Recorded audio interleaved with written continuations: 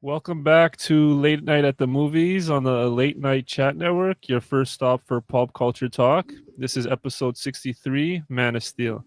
Stolen as the old moon falls, and the mirror shows another face,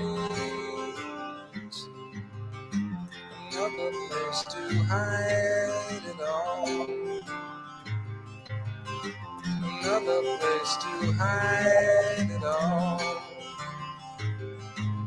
and I'm lost behind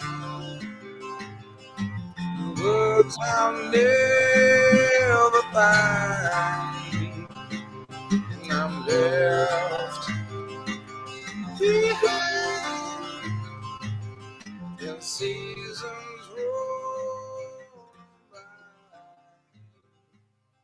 So, welcome back to another edition of Late Night at the Movies. This is Man of Steel. This is my pick, and I'm gonna introduce everyone else here. You guys know them well. Go ahead, guys. I'm Nico. That's how you're introducing us. I'm JT. No, listen, I'm liking that this guy's taking the initiative. It's gonna. Usually I have to do it. Yeah. With JT. No, I said JT. I'm JT. Hi. Hey, what's up? And Julie. Hi, guys. What's going on? So, like I said, this is my pick, Man of Steel. We're on the there's another Superman movie around the corner, and I guess yes. There's another Superman movie around the corner. This directed by James Gunn that's coming out next month, and so that's sort of the reasoning behind the pick. Why not, go back to why not do a Superman movie? And it's interesting though because the more I thought about it, this movie will probably be so different than the one James Gunn conjures up. I mean, I guess we could even tell from the trailers, from those new Superman trailers, that it's going to be a totally different version of Superman. But I guess that's what makes me appreciate the Zack Snyder's version of this character and his ensuing movies, the ones that came afterwards, Batman versus Superman and Justice League, his version of Justice League. And so this is part one. Unfortunately, he wasn't able to continue on that mythology. He was going to make he planned to make 5 movies, but unfortunately, Warner Brothers pulled the plug and he ended it on 3. So that's unfortunate. But hey, this is a movie that I think has had sort of a mixed reaction, I think, ever since it came out. I honestly think that's the similar reception to it today. Should I get back into like when I first of course. Yeah. No, go around. So I remember actually not just the first time I saw this movie. I actually remember the first time I saw the trailer or like the teaser for this movie, and it was when it was the summer I went to go see The Dark Knight Rises, and they packaged the trailer they packaged the Man of Steel trailer with that movie. And I just remember seeing it. because that came out the year before this. Came out the year before. It came out the summer before. Yeah. So Dark Knight Rises came out, I think, July 2012, and this came out June 2013 the next year. So the Dark Knight, I just remember watching it, and they didn't have any like dialogue. I don't remember. It was all just like images and stuff. It was like a 1-minute teaser, and it ended with actually the very image that we're seeing in the wallpaper of Superman flying through the sky like vertically, and I was like, whoa. And at first I was like, okay, this is very Christopher Nolan-y, and then in the trailer it said that it was produced by him, but this is a film Man of Steel is directed by Zack Snyder. Actually, it was a different but it was very similar, I think, in tone to a lot of Christopher Nolan's sort of style. At least the trailer came across like, oh wow, this seems very like, it almost feels like Christopher Nolan directed it in a certain instance. And okay, fast forward to when this movie comes out. I go to see it with my friends, and the funniest thing is we already knew the spoiler for this movie. Like we knew that.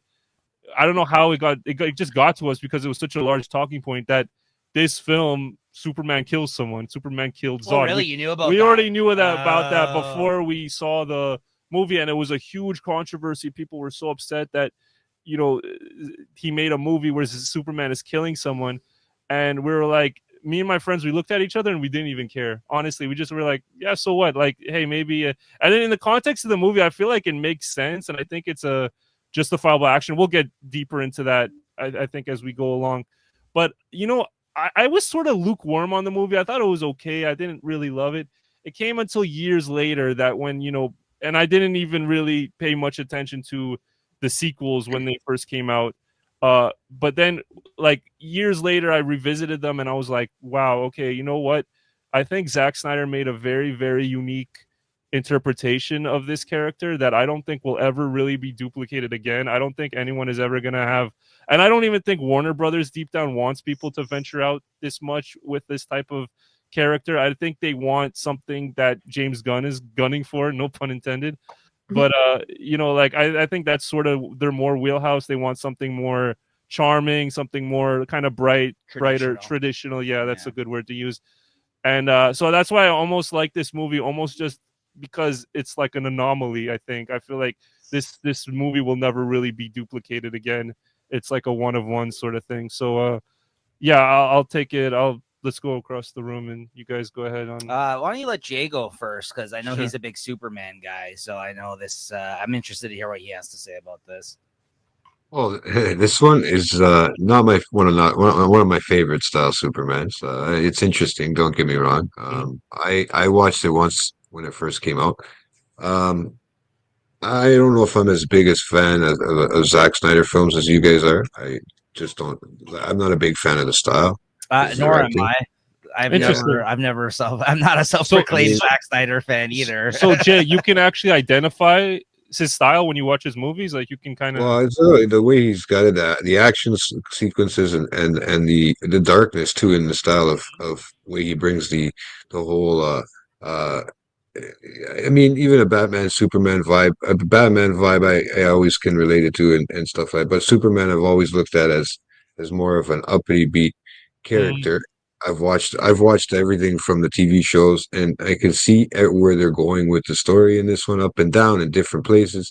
But yeah, I in my sense of this one, it wasn't one of my favorite out of every single Superman I think I've watched to date. I think I might be looking more forward into the newer style with the James Gunn direction in that sense, because it's more like you were saying, family oriented. Maybe, let's say, I can add that to it. Yeah. I think Superman's always been portrayed as like a not such a more like a good home and homebody person, growing up on a farm and stuff like that. You think of, just the good old days and uppity things. And I know, yeah, shit happens. I mean, he has to fight his battles and stuff like that. But yeah, this one for me was a little crazy. So I know that Zack Snyder likes to go crazy, and he likes to go longer with the films too than probably need to be. And I don't know if I'm a big fan too of the time sequencing and stuff like that when they play it like back and forth like that, Oh, where you you're have talking to about the see things. beginning chapter, the opening Yeah, chapter. yeah, really, in a sense, yeah, right. So, yeah, that's really my take, like first take of the movie when I decided to watch it and understand it. Now that I've been watching more, superhero stuff, I like to kind of now think about it a little bit more when it comes to the styles, because you're seeing all kinds of different things when it comes to like the changeover with Marvel and DC and all that. Everybody's staying separate now and doing their own thing, and seeing where that's going to take us, right? Because that'll be that it's going to be an interesting road either way. It's been an interesting road up to this point. So I think the rest of it is just stuff for us to look forward to and have some great stuff, and hopefully topics we can talk about too, right? Well, we've talked about it. We might talk about the new Superman movie when it comes out, Yeah, which is like we don't really do that as often with new films, but I feel like we did it for Deadpool. That's we true. could do No, it for there's enough interest here, I feel like, as well as the fact that the angle of this channel, pop culture related, is a huge movie for that. And we don't really even cover that many comic movies on this channel. And we also cover comics on this channel. So I think it's actually appropriate. This is the first traditional superhero pick, right? for late night Yeah. movies. Is that fair to say? Yeah, It is. No, Yeah, it is. I don't. Oh no, I guess Officially. Deadpool Wolverine was. Oh yes, you're right. You're right. Which was literally the one that kind of launched this new late night at the movies coming back. Essentially, like that was like it's kind of fitting that you picked this given the timing for everything here. So it works out pretty good. Yeah. I don't know, Julie. It's no secret that I do not give a shit about Superman as a character. I don't know what it is. I have no explanation to the contrarianism of what I feel. It's not one. You're just a dark person. It's just not one that clicks with me as much. None of the Superman movies, or specifically this one. None of the Superman, like Superman is a character. Okay, gotcha. Like to really go with the broad scope. It's just not. I don't know why. I don't know. It's just I've never really. No, that's fair. So that being said, the only other Superman movie I've seen is I think I've seen the Batman versus Superman one, and even that one I did not pay that much attention to. That was for the Batman ranking when we did. Didn't we do the Batman? We talked. I came on an episode of late night chat. Right. And it was you and Jay, and I came on that episode because we talked about the new Batman movie. Yeah. And then we both kind of went into a ranking of the Batman films. That's right. I actually do remember that. That was fun. That was fun. Yeah. I was doing like a binge of all of the Batman content, and I fell asleep during Batman's. Oh. So like that. Anyway, that being said, the Superman stuff, it just for whatever reason the character does not click with me. So that's my like Superman experience. That being said, I quite like this movie. Oh, nice. Yeah, it's nice. I am a fan of Zack Snyder too, isn't Watchmen in your top 4 on Letterboxd? Yep. And I do like his style, and I don't care that they're fucking 3 hours long. That's my jam. Nice. But you haven't seen the Zack Snyder Justice League cut, you're saying? No. I love that movie. That's actually probably his best film, in my opinion. Of the trilogy, yes. or of his entire career? Of the trilogy. I agree. I agree 100%. I think that if you give that it's a much superior film compared to the what's his name directed that one, the original Justice League. Josh Whedon. He came in after who was just fresh off Avengers, I think at that point, Avengers 2, right? Age of Ultron, which is awful. So Josh Whedon came in and basically because he had a real life thing happen to him. Zack Snyder, I think his kid died, right? And then he had to step away from Justice League. And then after the fact, years later, after fans whining about it for I don't know how long, they came out with the Snyder cut of Justice League. It's like a 4-hour film, but it basically it's Justice League is a piece of shit. Zack Snyder's cut of the Justice League is actually pretty good. Yes, thank you. Yeah, thank you. It has some good stuff in it. I don't love everything in it, but there's some good stuff in it. I will admit that I've seen it once. So yeah. I like his style and I'm a fan. So you like his Batman? No, I like his style and I'm a fan of Zack Snyder. This is kind of a tangent, but what do you guys think of Ben Affleck as Batman? I know it has nothing to do with Man of Steel, but not good. Not good? Okay, I really, really like Ben Affleck as Batman. Jay likes him. Jay likes him. I think I'm with Max on that one. It seems like there's two things that we actually agree on this show. Holy fuck. Nice. Can I change my answer a little bit though? I think he's a good Bruce Wayne. I think he's a bad Batman. We said that during the fucking late night chat show, and I agree. I think as Bruce Wayne, like when he shows up in the Flash movie, I had a lot of fun with that. Actually. Okay. And I did like him in that. I think universally people didn't really like the Flash movie. I liked the Flash movie with Ezra Miller there, and I like too. Actually, I like it too. But Flash is probably my second favorite. But that movie got shit on when it came out, like a lot of DC films. Yeah, but he got in a bunch of shit right afterwards, and it kind of fucked up their whole PR. Yes, that is true. Ezra Miller is just whatever he was up to. Cult stuff or whatever was going on there. Yeah.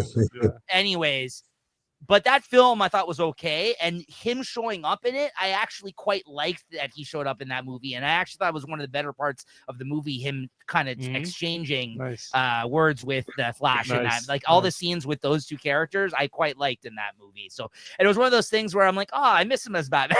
It was weird, but again, it was more Bruce Wayne. He was Bruce Wayne in those scenes. He didn't have the suit on. But I feel like whenever he puts a suit on, I didn't like him as much. Yeah. It's my least favorite bat suit, Interesting. and Good. yeah, It's based on the Frank Miller design. with No, the he's short- better than Clooney. Clooney was pretty shit. George Clooney was not good. it was funny, but yeah, He wasn't that good. He was not memorable at all. Like I think like for me, Clooney's probably at the bottom. So who's your favorite Batman Who, like- me? for any of you guys? Christian Bale? I mean, it's hard not to say what's his name as the first Batman. Michael Keaton. Michael Keaton is. Okay, fair enough. It's either between Probably. Keaton or Christian Bale. Yeah. Personally, and I know people make fun of Christian Bale. How about you, but- Julie, with the I like face? Christian Bale as American Psycho, and that's Really? Who is You want to know hers? Val Kilmer. it Val Kilmer? Robert Pattinson, right? I would say it's a fucking pretty close tie between Bale and Pattinson. Oh, interesting. Okay. Terrible take. So what do you think of? No, I like what do you think Pattinson. of Man of Steel. Okay. Just general. I have a Yeah. complicated relationship with this movie. Okay. I'm glad you picked this because Yeah. it was fun to revisit it, and actually really kind of look inwards and examine what my problems were with this film. I'll openly admit I definitely jumped on the hate bandwagon of all things Zack Snyder at a certain point. Yeah. And all his follow-up films. Maybe not even directly in the moment of having watched this movie did I hate him, but as time went on, I think I kind of Okay. I joined in with the comic book fickle fans of like hating on him and his style, and like Jay mentioned, some of the darkness of it, like, and not even just dark in content, like it's a dark looking movie at times, like just like the This way, one, Man yeah, of Steel. his filter kind of that he puts on Okay. things. I feel like Yeah. it's not for everyone, and I Right. think it works in certain cases, especially when it comes to villains and stuff like that and big epic fights. So he does have his there is certain things I like about his movies, but I think overall I didn't really care for this movie the first time I watched it. Mhm. But as we get into it, likes, dislikes, and the such, there's a couple of moments specifically which I really hate about this movie. Yeah. And it's more. Here's the thing. It's more characterization of things in this movie. Okay. And that's coming from a comic book kind of perspective with my background of reading some Superman and knowing the character and even other characterizations of the character from films. But if I'm going to truly blame anybody for that, I got to probably blame David Goyer for his script of this character. So he's the one that wrote the script for this film. He wrote the story, right? Yeah, So yeah. there's some moments I We'll get really have into a bad We'll get into it. and but I will say perspective is everything, time is everything. Going back and revisiting this movie to watch and talk about here today, it's fine. It's not as bad as It's not as bad as I yeah. remember it. Thank I you. definitely bought into the fact, but there's a couple of things I will go back to that are unforgivable for me that really Nice. bring this movie down. Where Nice. I'm just like, I'm sorry, I really hate this moment in the film. You know, right? I have to bring some more context into like sort of my thing about it. This movie, Man of Steel, is almost very similar in a weird way to when I picked Rush Hour. Rush Hour is a great movie and I like it, but obviously I like the sequels more. Of this trilogy, of Zack Snyder's trilogy, Man of Steel is my least favorite one of the three. I actually really love Batman vs Superman, and I even love Justice League even more. Like it almost kind of kept building up for me. And in hindsight, Man of Steel just it's the starting point. That's what it is. Like it's introducing the world. So, but in hindsight, I really, really like this movie a lot now. And I am like, admittedly, I'm a Superman convert. Like I started off probably liking Batman and Spider-Man more as a kid, but now as an adult, I'm liking liking Superman the most. And Zack Snyder is actually like a huge reason because of that, his interpretation of this. I know a lot of people. I remember my friend Graham. He was saying something when it came out. He was saying, Zack Snyder, he made a Superman movie that kids can't even watch. And I have to sort of second that. I agree with that. There's a lot of like really disturbing moments. Like that's what I mean. Yeah, right? yeah. It was like there was like when he's buried under a mountain of skulls or whatever, or when the one that really freaks me out is when he's seeing through people the X-ray vision and he's seeing like their organs and shit. And cool, kind of. Yeah, like that was stuff. But I will say, like to echo like a little bit of what Nico's saying, even though I'm a like a defender of this movie, and we have allowed like the Zack Snyder like fans, we're like a sizable community, but I think we're still the minority. I have to even admit there's a lot of stuff in this movie that I don't like. There's a lot of stuff in this movie I don't like. And I think, like, honestly, as time went on, I kind of hated more the Zack Snyder fans than I hated the Zack Snyder films. Like that would honestly not. And I know you're a fan of his stuff. Yeah. Like, I just meant like the discourse online about his films. Well, now they're boycotting James Gunn's movies. They're going they're going off. This is what I'm saying. The whole release the Snyder cut fucking years that went on for that, which, you know what, it turned out good. It turned out good, and I'm happy that happened. Right, and it's unfortunate that things went the way that they did, but at the time there was a large group of people that didn't care for his films either. Like there was also people that liked them and defenders, but I feel like and that's the thing, but that's just comic book fans, and that's why they're a little fickle. I don't attribute myself, as much as I love comics and like talking comics with people that are fans of him. I also don't attribute I don't associate myself with a lot of comic book fans, because like I don't like the some nitpicky. They're rabbits. You know what? It's okay. We're all fans. We're all fans at the end of the day, so we're all just gonna be like a little. We like things a certain way, kind of thing. You know, like I'm good to nerd out with somebody about something if we both are digging it or disliking it for that matter, but not to the point where I'm online complaining about it and like posting about it and shit talking them or threatening the director. You know what I mean? Like, yeah. I just remember we're online shit talking it right now, but you know what I'm saying? Like, not like in the sense that I'm fighting other. You're not like doing keyboard warrior shit or dealing with people on Facebook. Why I don't love this movie. You know what I mean? Like, I could you know what? I don't. It's not for me. I don't even begrudge anybody who says they don't like this movie, because even I admit like it is a flawed film, but I like so much of, and I'll get into it. Like, I guess I could get into. I wrote down some good. There's some things I liked about this movie. I guess I could get into it kind of now. One of the things that I really why I started kind of gravitating towards more like the DC sort of side of things, and this movie's coming. You guys got to remember, this movie's coming out in 2013. This is the height. Avengers just came out the year before. This is coming at the height of like Marvel. I'm glad sort of you're touching rise. on this. Yes. This is literally one of the things I discovered by looking into this. Why maybe I felt the way that I did when I watched this. I was about to say, like, I think a lot of people's response is out of the Avengers mode. They're like they have Avengers brain. That's the most interesting part about revisiting this film that I came across for me. This is literally a year after Phase 1 of Marvel. Exactly. Oh, okay. If you Iron think Man, about it, Iron Man 2, Avengers, Hulk. This is after 6 years of like some of the best superhero movies we ever had. Like, absolutely. Yeah. But you know what, Nico? In a lot of ways, this movie is is very similar to the Avengers in the sense that they're both alien invasion movies. Yeah. They're both like movies where aliens are coming from the sky and they're like destroying a city. But Man of Steel, like the way Zack Snyder did it, I think was way better done. Personally, I think it's sort of like the inverse. Like Man of Steel came out, a lot of people didn't like it, and I think as years are going by, people are warming up to it. I feel like the Avengers is the opposite, where people came out, everybody loved that movie. Now I wouldn't even like.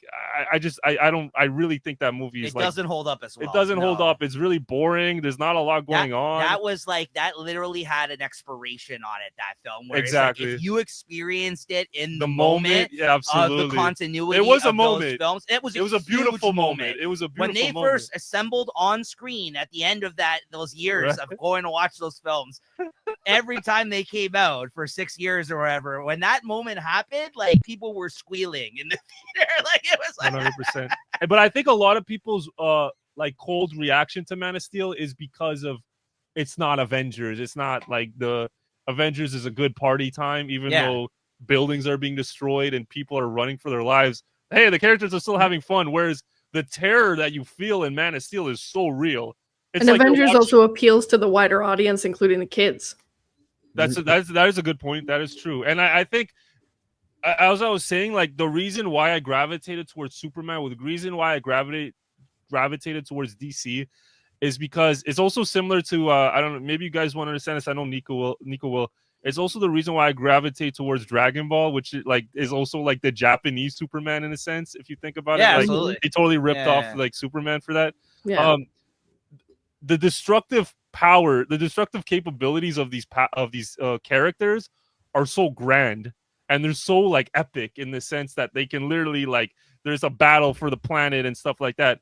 And I think it was Alex Ross, the painter, who I think described it best when he compared DC to Marvel. DC, the characters are literal gods on Earth. This is what they can do. They can do just magnificent wonders. They can do all these powers. Whereas Marvel characters are more like everyday kind people of in your neighborhood. People in your neighborhood, like, you know, and people who have flaws and people who are sort of like, you know, just average, like kind of Joes, like, you know, like Iron Man, you know, he's got this suit and shit, but he's also an alcoholic, you know, and Spider-Man is like a bullied fucking high schooler, and Daredevil's a blind guy, and so this is sort of like it's like a more relatable sort of take on these characters, and maybe that's why more people have gravitated. That's the big difference between DC and Marvel. Also, the fact that DC has legacy characters. Like there's legacy. Like there's different versions of Superman. There's different. You know what I mean? Batman's got. They all got sidekicks. Like it's like that's the other big DC difference between DC and Marvel is that Marvel doesn't have that. Now that you're seeing all these different variations with the Snyderverse stuff and all this other stuff, but that's because that didn't exist for so many years. DC always had that into their like in their older comics was that there was always these legacy versions of the characters, like, and they had sidekicks and everything else, like older versions of the characters. 100%. The JSA, the Justice Society of America, which is the old Flash and the old Green Lantern, and all these characters that you really aren't the versions of the characters you know, like essentially, like, but they are different versions of that same superhero. So.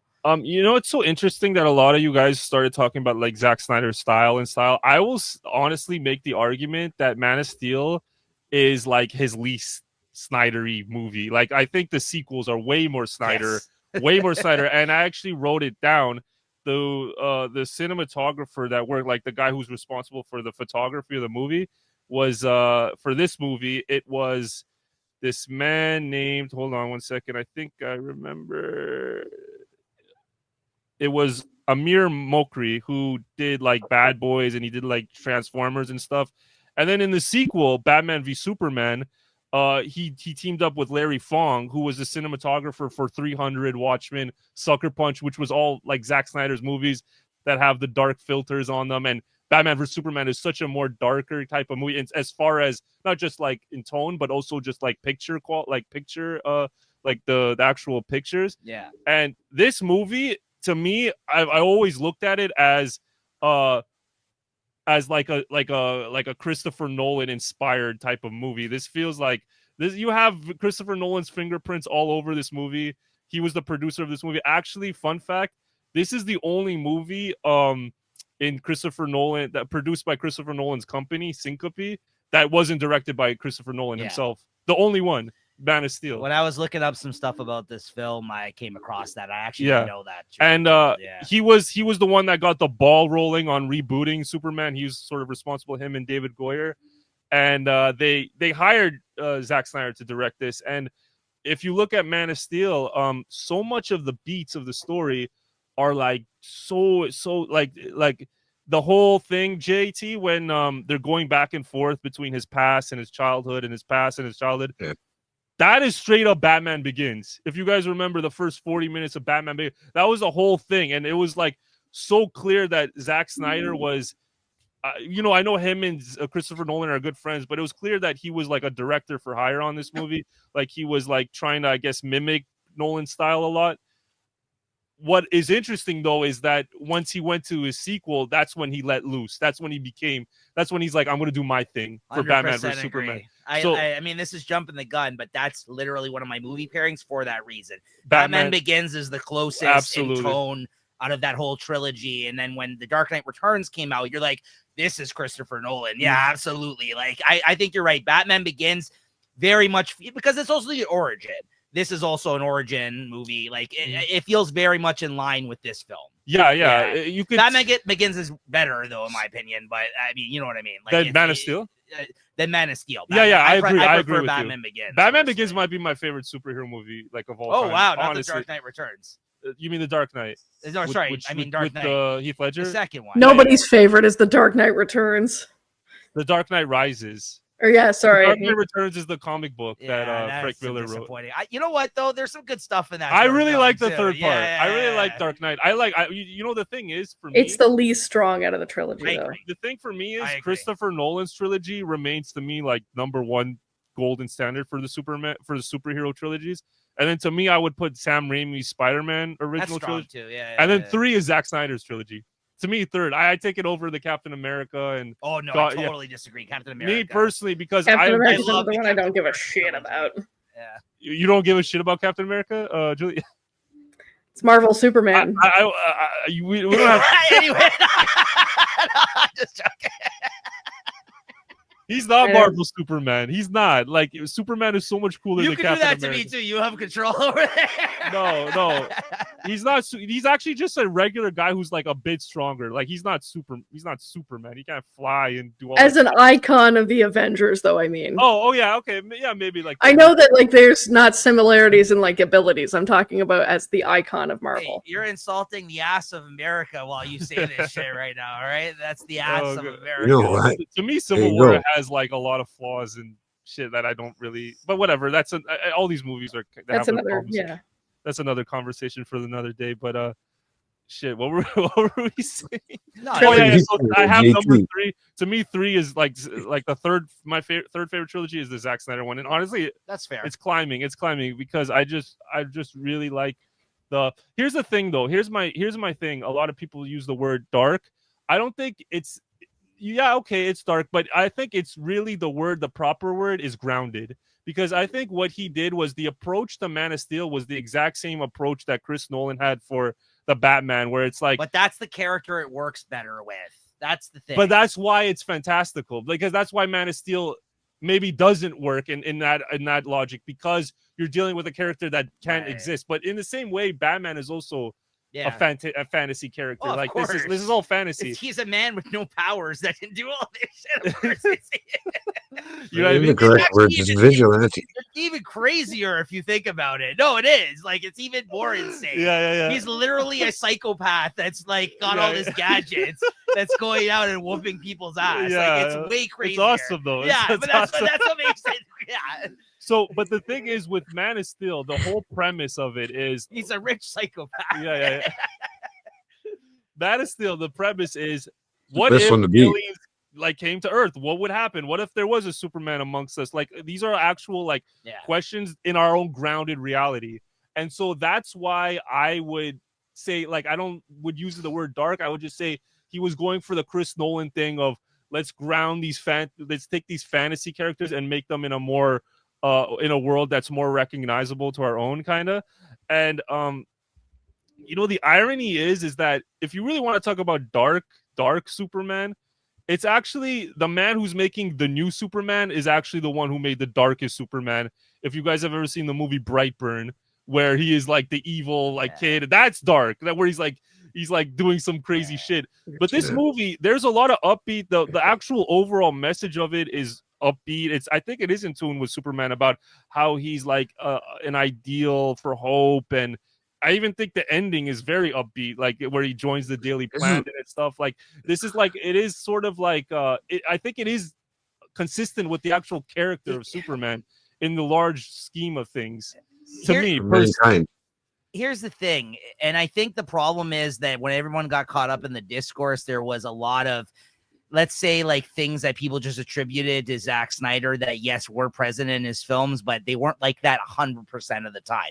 But it's hard when you are getting some moments of hope and him saving people, because, like, one of the popular opinions as time went on was that he doesn't save people in these films. That's not true. He does. He saves so many people. But he also kills people in these films. So it's like, there's a balancing act of, like, stuff that... Does he kill people? He kills... Half that city is dead, bro. But that's not just him. And he's a villain. But just like, again, he doesn't kill people. Also, how aggressive it's fighting and like, because Zod is like crashing into him and dude, he's defending you. Like, I mean, dude, we need a Superman in this world. Everybody needs a Superman in their world, man. I don't give a fuck who it is. Nobody needs a Batman. I'm serious. Not one city. We need a whole world. Like, we need like Superman that's gonna take care of the whole world, bro. Here's the thing: like, if Man of Steel, like, if aliens came to our Earth, okay, and they're like, we need the world engine and all this shit, and they're like terraform, doing all this crazy shit. Like, it was almost like Independence Day. Remember Independence Day, and it just blows up the White House and it blows up the skyscraper. No, I think that part's cool. Like, that is to me, that is like realistic, I guess, in terms of an alien invasion scenario. Whereas Avengers, hey, I'm bringing the party, you guys, and they're having like a day in the beach or something, and the Chitauri are coming down from the sky, and everyone's having a good ass time. And I don't know. To me, it's just one movie is the truth, and the other one is a lie. And I feel like the Marvel shit is like, I feel like they're telling you all this shit about him being the beacon of hope in this film, but then they show you the most tragic of shit happening in the film. Them from extinction, and it's hard to really like. There's like I said, there is hopeful moments, but then there's also like it's not all one-sided. I will say it's not all one thing, but I think that people took what they took away from this movie and Zack Snyder's movies in general, I think was more of the bad than the good. I think because I think like it's I think that's fair to say. Like, that's what I mean. Like I'm actually agreeing with you in the sense that revisiting this, I had this perception of him and his movies in my mind that when I watched this was evident in certain aspects, but then other times I was seeing things where I'm like, you know what, this wasn't as half bad, these moments, as I remember them to be, because I feel like I bought into some of the discourse about how Snyder films are and how like I feel like, you know, people perceive them at a certain point. Right. So and listen, I just bring up the Marvel stuff just because I feel like that was people's mindset at the time. I think people couldn't get out of it. I think people were from them. At Manus, because you know Avengers had killed it, people were looking, okay, now it's DC, the ball's in DC's court or whatever. But you don't compare Avengers to Man of Steel. You compare Man of Steel to what I think is its spiritual predecessor, which was the Chris Nolan Batman movies. That's the tone that you're sort of comparing these two movies. You would have to. Yeah, and originally Batman and Superman. Don't even look at the older Superman movies either. Like this is a new thing, right? Like so that's sort of the way I was looking at it. And then once I finally, sorry, go ahead, Nico. No. I was gonna say like no, finish your thought when you finally just when I finally sort of settled into like what Zack Snyder was doing. Like I said, I didn't absolutely love this movie when it came out, but over time, so I'm like, wow, okay, this is good. And then the sequels, I think, made me like just. Like the whole the whole concept of what he was going for. Also, like, you know, Marvel really had no huge critical failures up to this point, but then now when you look back, and especially after they've had quite a few movies that haven't worked in that sense, like DC struggled for a period of times with fans. Like I was all pro Marvel at this time and for years. But then they started getting some flops as well. So then revisiting this, you're like, you know what? This isn't as bad, maybe in the same sense as I maybe gave it shit for at the time. But, you know, like I said, there's still some things that bother me about the movie. You know what really endears me too is like the approach to filmmaking, where it's like, yeah, we know sequels came out, but Man of Steel could have the whole story could have just ended with this movie. Like when he joins the Daily Planet and that's it. And let's say they never made a sequel. You have a complete film, middle, beginning, and end that just can exist on its own. It's not setting you up for like 50 different sequels. And I don't really like that approach, to be honest with you. And that's sort of, I guess, my biggest complaint about Marvel, where it's like they'll set you up for 50 sequels in the middle of a movie. And you're like, okay, can we just focus on this one story, please? And I think that's sort of why. And, you know, honestly, as time has gone on, and I've been saying this actually back then, and my friends were thinking I was crazy. I was like, I like these DC movies more than I like the Marvel movies. And specifically Zack Snyder's one. I think where DC dropped the ball was, you know, Zack wanted to do his own thing, and you could tell he was really had his own vision. But they were like looking at Marvel, the executives at Warner Brothers were looking at Marvel and were like, we got to have our own extended edition universe and all this shit. And we have to have all these movies and stuff, all these side movies. And I think even fans were comparing the two because they're like, oh, like, for example, in Batman versus Superman, you had Batman, then you had Wonder Woman come into the fray, and people were like, oh, we should probably give these characters their own individual stories first before you team them up with Superman. And I'm like, why? Because Marvel did that, now DC has to do that? I feel like DC, like, the way, if you look at Zack Snyder's trilogy, Batman versus Superman, Justice League, the way he introduces his characters, like, the way he introduces Cyborg in Justice League, that is just Cyborg's origin story. He doesn't need his own movie. I mean, he could have a standalone film after that, but he doesn't really need one. And I guess it's just my point is like the filmmaking was like a very strong, thorough line. Is like it was like a good beginning, middle, and end. Well, I think that was DC's biggest issue was that they lacked direction for their universe. I can agree with that. And I think James Gunn has already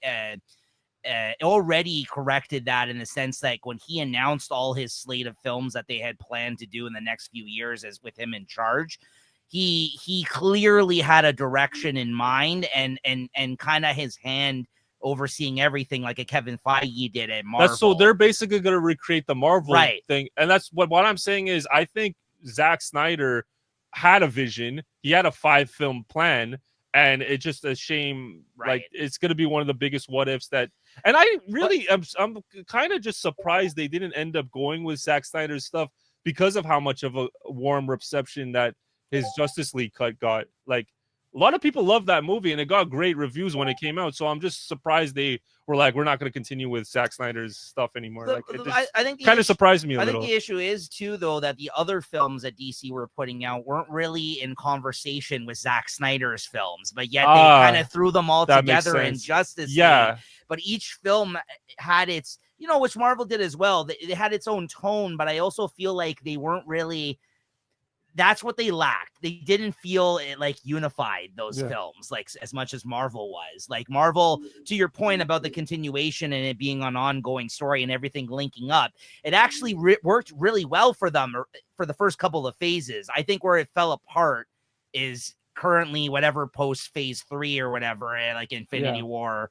They're like at post 5 or what? Phase 5. I feel like the last couple of phases now have not been as successful as a result of them kind of not knowing where to go and which characters to use because they killed off half of them at the end of that last film and they lost half the actors that were doing these versions of the movie. And I feel like DC's always been more like they've really allowed some of these filmmakers to showcase their versions of the films where Marvel, despite them working with interesting directors earlier on, still had their fingers at it, like it seemed like overseeing everything. So, like, if anything, you probably got a more genuine version and vision from these filmmakers like Zack Snyder and Christopher Nolan in the DC films than you did even in later Marvel films. Yeah, because so, like, and I think like you said, I can appreciate the fans that do like Snyder's stuff because this is authentic to who Snyder is as a filmmaker. He's a very interesting filmmaker. He's a very visual. You can tell he has an eye for visuals, especially in the later movies where, I actually didn't know this until recently. Zack Snyder started out as a painter and it just makes the most sense in the world of how like painter-esque his shots are, right, Julie? Like, you know what I mean? Like, if she's a fan of his other movies, and he also like came out with, I think what made him a superstar was 300, which was like this. Well, I guess what making him a name in the industry. No, that was a big movie when it came out. Yeah, because you know why? Because I like Sucker Punch. Sucker Punch is good. Yeah, I like that movie. Because you know what? Because it was a movie that was like very epic and very well actioned, but on a very small budget because they shot it on all these green screens and stuff. And I think that was the first movie that had that, like the fake abs. Yeah, were they fake abs? They had like painted on abs, half of those guys. But anyways, should we go into likes and dislikes or favorite scenes? What do we go into first? Likes, dislikes. Dislikes. Does someone want to? Because let Jay or Julie go ahead. Yeah, sorry guys, we've been like yammering. What I like and dislike about this movie? Yeah, what do you like? What do you dislike? I mean, I like it. I like it's a Superman movie regardless.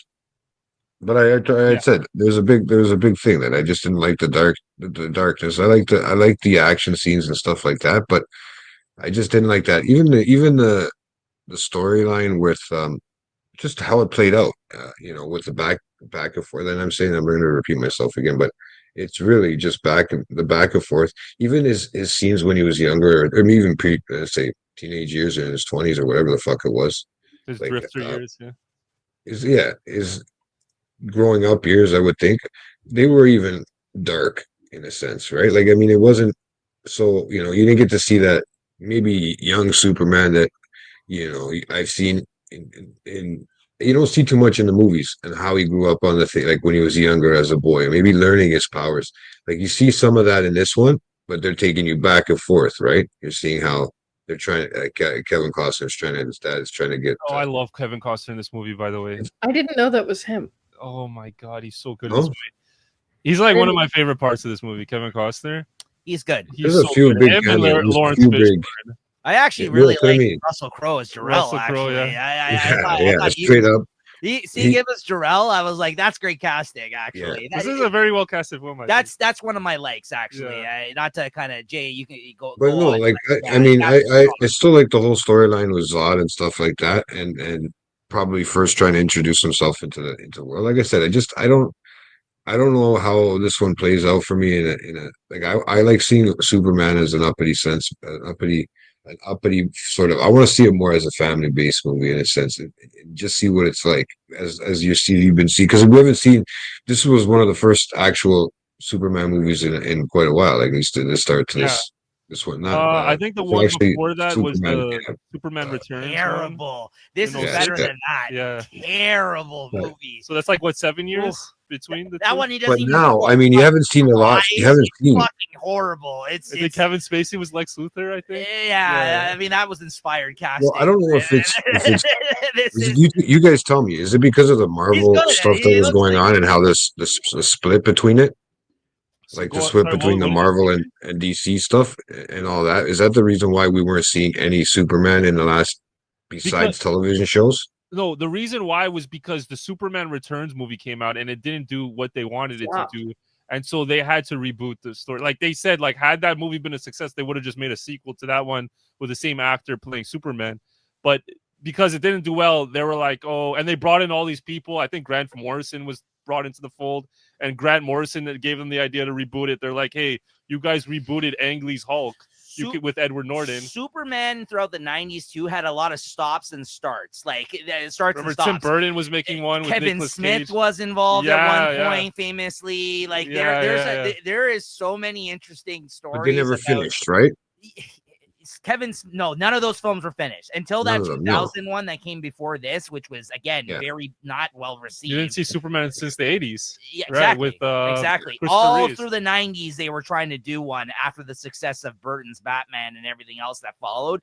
But there was so many false starts to that film. Like go back and watch, just Google Kevin Smith Superman film story, and it's fascinating. You know, some of the stuff that he said. And like you said, there was a screen test for Nicolas Cage as Superman because he's a huge Superman fan. I think his son's named after Kal-El. His son's name is Kal-El. That's so awesome. like he owned Action Comics #1. Nicolas like, Cage is named after Luke Cage, like his stage name or whatever, because his real name is Coppola. Right?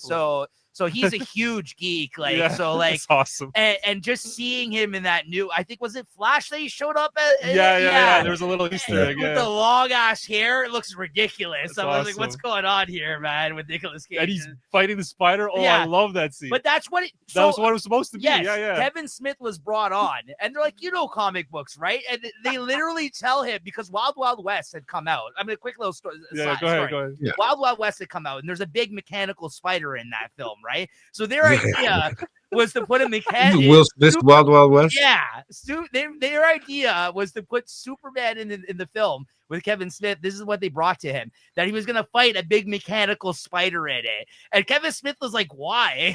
He's just like, why is this a thing? Why not, right? Yeah. the Ridley Scott response, why not, right? Were you there? Yeah, exactly. That is the Ridley Scott response, yeah. So, like, it's so ridiculous. But anyways, yeah. So look that up if you ever have a chance, Jay. It's a funny fucking story. The thing is, Superman, he's flying, he's crashing through buildings. You have to have the sort of technology to capture that, like, and make it realistic and look good, I think. And I think that's also like side note. I think that's also why there hasn't been like a real Superman video game in a long time, because like to fly around and to crash into buildings, the amount of programming that would. No, we don't need to talk about Superman 64. We don't need to go. I know we don't need to get into that one.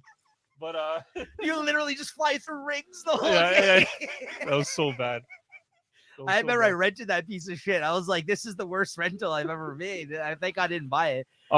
So Jay, I wanted to comment on something you said. You said something about like the child years and how he's like alienated and stuff. But that's because that's the point, is like, because he is different. Obviously, he's strong and he's all this stuff. His parents are not going to let him play sports. His parents are not going to let him play with the other kids and stuff, because he has to be like this secret, because his father knows, like the Kevin Costner one, Pa Kent, he knows that once the secret comes out about Superman, the whole world, like our whole notion of what it means to be human and all our like ideas of like the human civilization and all that is going to be forever changed. And I think that's what I really gravitate towards Batman versus Superman, is that the question that's posed in Man of Steel is finally answered.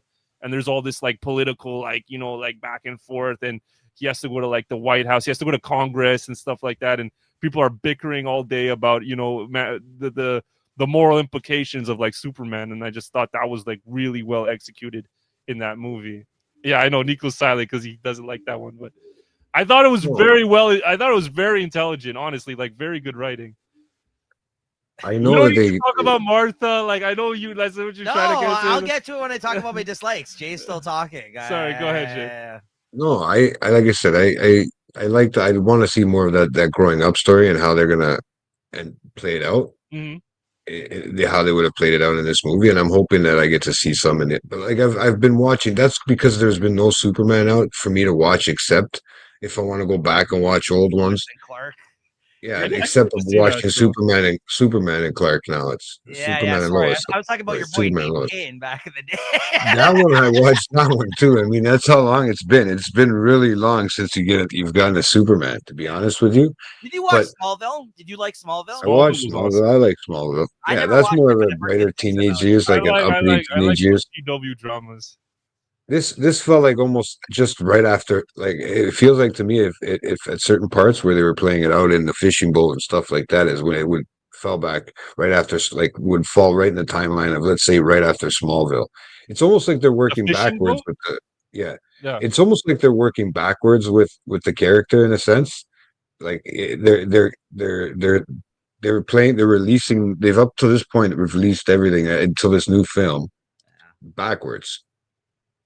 So I'm watching like a progression of like uh, older Superman, like sorry, teenage year Superman, and then like now when they're coming out with it, you're seeing his son, right, as basically showing his basic version of how he got his powers. So that's basically showing you they're still not really giving you that aspect on how he had to be raised himself, but they're showing you how it would be if you had to raise a child with fucking crazy powers like that, or that couldn't control them, right? You see it here in little pieces and aspects, like I mean, where he wants to save everybody with the bolt. Oh, sorry, with Bus. the School bolt bus. and then the school bus. How far Yeah. back it goes, right? But I mean, there was people that seen him back. I there's great things I like about that too, in that sense in this movie. But I haven't seen it a lot, and I'm hoping for this new one that we'll get a little bit different of a style origin story, right? More of a back to basics, I guess I'd say. I don't know. This one was intense. This one was really intense. I don't know if I like that part about it, right? Mm, You that's know, and interesting. I mean, like that's the the most popular sequence opinion of about these events. films, honestly. Like It's but too in your face. Because the people that it's- dislike these movies is exactly what Jay's saying. That's why they Because, dislike these movies. I feel like it's like these movies are a little bit of like a mirror to society. I feel like if Superman was real, this is how we would be acting. Hey guys, listen, I apologize that I can't stick around for the film. I wanted to give you some quick final thoughts. I got a little emergency I got to dip out for. I think it would be good for everybody to watch. I think people should start understanding maybe the storyline a little better. Like I said, action scenes and stuff like that were a little much for me for a Superman movie. I like to see more of the more grounded home style Superman where he's already protecting. At the end of the day, it was a good movie, well directed. I guess I'll give him that much, even though it's a different style. But to be honest with you, I'd rather watch the TV shows and wait for this new movie. You know, I love you, Max, bro. No, it's good, bro. Your Fight these opinion. guys, defend these guys, fight these guys off because they're gonna come at you now with their Batman stuff, and Tell him, Jay. you're, unfortunately, you're gonna be on your own. And I fucking did all kinds of notes for this one here, and I wish I could stick around, guys, but Yeah. I gotta dip I out. wish you could too. That's all right, man. Things Life happen. happens. Sometimes Life you got to happens. step away. Yeah, no, not a problem, guys. Okay, so the guys, make sure to check Jay out on our next episode. Jay, stay tuned because you're gonna want to hear what my pick is. I'll have to message it to you. Nice. Maybe you'll be back later on. You Nice. let me know. All right. So But right. hopefully we'll see you on the next one. Not a problem. All right, man. All right. Cool, All right. guys. All right. Have a good one. Take care. Yeah, later, Jay. So go ahead, Julie. Go say what you were gonna say about. So it sucks that JT's not here to hear this particular comment I have, because the problems that like collectively, the problems I guess that you guys were having with about the tone, like the tone stylistically of how it's shot being kind of dark, and also the tone of the content being dark. I think as certified big titty goth girlfriend, they're appealing to me. That's what I like about this. His movies are very edgelordish. Absolutely. Yeah. Yeah. So I think that's something that I do like about it, because maybe that's the problem that I have with Superman, that it's like it doesn't appeal to the same crowd. Like it just doesn't. There you go. So Julie is pro Zack Snyder Superman. This is Awesome. the audience he's going for. That's right awesome. here. That's awesome. He made it for me. That's what it is. I think, yeah, like I do like that about this. That being said, too, like I think the things that I had beef with, like also, again, I don't come at this with a lot of knowledge, right? Like because I don't give a shit about the character for the most part, I don't have a lot of background in like what I'm supposed to expect of a Superman film. So the things that you guys might have beef with probably are things that I wouldn't think of because I don't know enough. Okay. The stuff that I had beef with was mostly like, I don't know what I can't quite articulate what it was. I didn't love the opening sequence. I'm not even sure like how or why, but like jarring kind of. That's like my first dislike of the movie. Is I don't like maybe it's just that you're dropped in at like a thing and it's like it's already popping off and there's no ramp up. Like that might be it. It's not only that. I think it's tapping into what actually Jay had said about the sequence of events. Like in terms of like the flashbacks, like they show you where he is after the farm. But then they go to the farm.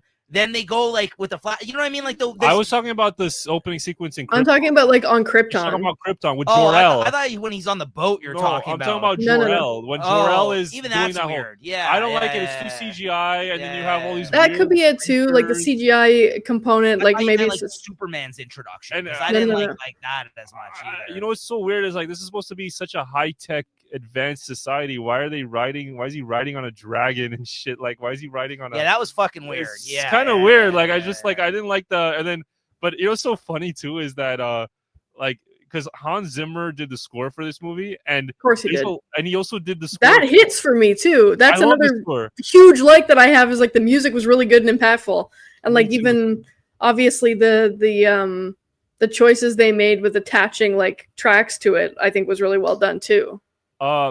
He did the score for this. He also did the score for the Batman, the Chris Nolan Batman movies. He also did the score for The Lion King. And when Kal-El, I guess, Superman is being born, and all these like oxen are like mooing and shit. That's like reminded me of like some Circle of Life type shit, like in The Lion King. And I mean, I get it, but I just didn't like the creatures on Krypton. I kind of felt like the Kryptonian technology scenes were more like the Matrix. Yeah, okay. Like that whole tree of like all the pods and stuff like that. That is so true. It reminded me more of the Matrix than anything, honestly. Like the actual world, not the fake Matrix where it's like the actual world, like in Zion and all that shit. Yeah. Kind of reminded me of that, to be honest with you. I also kind of missed the point they were making initially at first, that they were like he was their first natural birth in a long time, some Children of Men shit. Yeah, totally. And like even like they all have their positions predetermined, which is like the plot for Gattaca. You ever see Gattaca with Ethan Hawke? Where it's like they're born into society, they already know what they're going to do, their roles or whatever are assigned to them at birth or whatever. And so that's what also makes like Superman special, I guess, even amongst his own race, is that he was the first natural. But in the context of the story, I don't know. Predetermined. Yeah, because I guess that's another question I was gonna have is like, I guess the idea here is that the Kryptonians don't have free will, essentially. I guess like, Zod has to do the thing Zod does, even if they make no effing sense. Like I even have a section in my notes about plot holes. Why does Zod want to recreate Krypton if it's gonna make them weaker? Like, well, that makes no sense to me This at all. is one of those movies. The Like, less you pick it apart, the yeah. better. No, honestly. I agree because there are a lot of plot holes. Like, I actually have a Oh, whole section I have of a them. huge one that we should leave for questions. That I'm But- like, I can't believe but- they didn't think of this. Again, I think these are script issues, though. No, but Yeah. here's the thing. Though. If they have a predetermined role in society and they have to do everything, he even says, Zod says, everything I do is for the protection of Krypton. That was for the sole purpose that I was born or whatever. So he has to do things for Krypton, even if it doesn't even benefit himself. Even if it doesn't advance himself, because they're creating they're terraforming Earth to make it more like Krypton, like making the gravity heavier and all this shit. And I'm like, The atmospherics and shit. Yeah. And like, okay, you realize that if you do that, you're not gonna be flying and you're not gonna be doing all this crazy shit that you can do if the Earth But is. they're stronger there because of the sun. They are, but they're. It's gonna be like a more of a it's a deterrent because of the Right. gravity and all that Right, shit. Like, right, why don't right. you just leave Earth the way it is and you could be Right, a god right, amongst them, like Right. Kal-El is, right? So that just made no sense to me. But that's why I have the question: is it like, do the Kryptonians not have free will, and Clark does, and that's why he's like, like the good. He's like the good Kryptonian, like the only one that is only like able to have He morality. didn't and grow shit. up with these mission statements, though. Exactly. Zod did. Yeah. Right? Like he was built, he makes that point in this. He grew up in that society, so he's more accustomed to their line of thinking than Clark is, because Clark grew up with humans. Yeah. He had the love of human beings, right? Like that's the thing. That's the difference between the Kryptonians and the Earthlings. Yeah. Is that there's just two very different societies, Absolutely. right? So like that's the other thing, which they don't really explore. They explore a bit in this movie, but not to the degree that you would really help you explain all of these questions that we have. So it's with a the plot hole. right? It's a plot hole that makes no sense, but it is explained. No, it's a plot hole that is explained, if that makes sense. Here, my main issue is this movie is the execution of these ideas. It's the execution over and over again in this film that I think fails. Mhm. Right. So personally, with a lot of these scenes, because I think there's good ideas there, but the execution of those ideas and the choices made to illustrate those ideas, I think, is very poor a lot of the time, honestly. And that's when I can't. You come into the characterization issues for me with Superman himself, right? But Julie, any other likes, dislikes about it overall? There were just like bits and pieces that felt like gaps in knowledge for me, that like the expectation was to have some background on it, which maybe is like the common denominator amongst people that went to see the movie, is that you go in with some base level knowledge of the lineage of Superman and like the understanding of and which, like, to some degree I'm sure everyone does. But it felt like, unless there were just like points where I like checked my phone or something and I missed some critical information, there was just like bits and pieces and I was like, why the fuck, what happened there? Why did that happen? They didn't explain it. Like there was just like little minor plot holes to me, but it also could have just been like a focus issue for me. Like I can't even entirely blame it on the scripting necessarily. I just had like there was also like weird dialogue bits that I was like, okay, that was a really unserious thing to say. And I'm telling you, the script's not good. I think I know exactly the line you're talking about. Is it the kid I hope so. Is it when they kiss and she's like, they say after the first kiss it all goes downhill, and then he's like, that only applies to Earthlings or something. That only applies when you're kissing a human. I'm like, what the? That also sucks, but no, that's not the one that stuck out to me. That as was much. the line. I was like, what the hell is that line? I think the only other thing, like, I guess, like, I understand JT's point of like the time jumping to explain his childhood was a little bit. It's totally modeled after off-putting, Batman Begins. but like I can't really think of any other way to do it. Like I don't have like a better solution to it. Yeah. And I will say it was better executed in Batman Begins. I'll give you that too. Like I think it was more like it seemed smoother.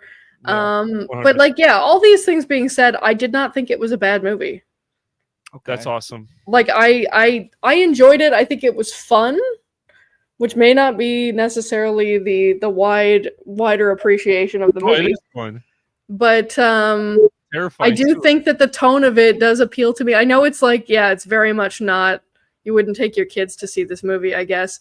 I also just think it's kind of wild that he essentially fucks up the city, like, in a massive way, or at least that one street was just decimated. So that was one of the big criticisms as well that was following Snyder around in all his films, is just the pure destruction that happens, and the no care for human life affected by it. And so much so that Avengers, they actually touched on that story in their own films after the first Avengers movie, when it became the second Civil War. And they actually had the moment where they actually talked about somebody that was killed by some of the destruction. And how heroes actually it affects people's lives, and that lives are taken as a result as much as saved. You know what's crazy, right? though? So, see, this is the thing that blows my mind. They needed like 10 or 15 movies to address something that Zack Snyder addresses in one movie. Yeah. You know what I mean? There's no like no, but they really just kind of they're Civil War was already a story that was told. Like they just pulled that idea to use for that. It's not like that was. But that's when they finally addressed the fact that like there's like crazy shit that's happening, and I think the superheroes have to have the answer. I think that was in direct response though to all the Snyder shit that was going on at the time. Really? You think so? I think so. Interesting. Well, that just shows Snyder's influencing them too. Again, in that like always, Marvel versus DC, right? And these movies are in conversation with each other somewhat at times, right? Like, I think my other beef was just that, like, it seemed like that there was a big storytelling gap in like the Lois and Clark thing. Like, unless it was like a thing that I looked at my phone and I missed something, but it seemed as though they missed like a plot chunk, or like maybe it got cut, something like it was all of a sudden that like I don't know. I can't even really articulate it. It was just like there was a point that I was like, did I miss something? Like, how come they're like, I know that they are like an item, but like it seemed as though it jumped from like, yeah, he was kind of a mystery man. He was kind of like whatever, they had touch base and in the cemetery and all that shit. But then there seemed to be like suddenly like there was this major connection that I was like, did I miss something here? Well, like he saved her life like 3 times. I mean, does that? I guess, yeah. Like, I guess I don't know. There was just something that felt like it was lacking, and I can't even like pinpoint the part it was at where I like took notice of it, and I was like, what the fuck? Did I miss something here? But like I know that is like how that plays out. So like it wasn't like a massive confusion issue for me. It was just like a thing that I felt like they missed in the writing, but like again, might have just been a focus issue for me. No, they missed it in the writing. It's totally the script in this film. Yeah. Okay, so can I yes, please. Yeah, go ahead. All right, so quickly, likes, because I have a rant here, so probably likes, strong cast. As we mentioned, 100%. Russell Crowe as Jor-El, Michael Shannon as Zod is awesome. That's great casting. Great in this movie. Ooh. Probably actually my favorite part. Ooh, didn't love him. I'm gonna get back. Okay, I like Michael Shannon in this as Zod. Henry Cavill as Superman is great. He's great. You know, Amy Adams was a big star at this time as Lois Lane. So Lawrence Fishburne is right. Why do you say at this time? Like she's still. Oh, I love big. Amy Adams. Okay. I love Amy Adams. I didn't love her in this. We'll get to that. Okay. Neither did I. That's my dislikes. Okay. I love Amy Adams, and I get why they cast her. Not good in this movie. Mid. Yeah. Okay. Owned in performance. I didn't know if I was going to be the odd one out on that one. I agree with that. Yes. Okay. No, so do I. Not in this movie though. I think this is one of her. This is one of my least favorite performances of her. She's phoning this in for me personally.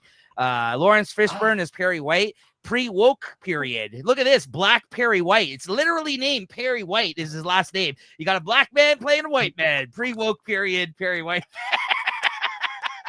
Love Lawrence Fishburne as Perry White. It is great stuff. Kevin Costner as Pa Kent. You got Diane Lane as Ma Kent. Good stuff. Great casting. I came back around, and I now don't mind the scene where he kills Zod. Yeah. The first time I watched this movie, it was jarring. I think I, like a lot of people, kind of bought into the whole thing that Superman doesn't kill, even though that's more of a Batman doesn't kill I didn't know that thing.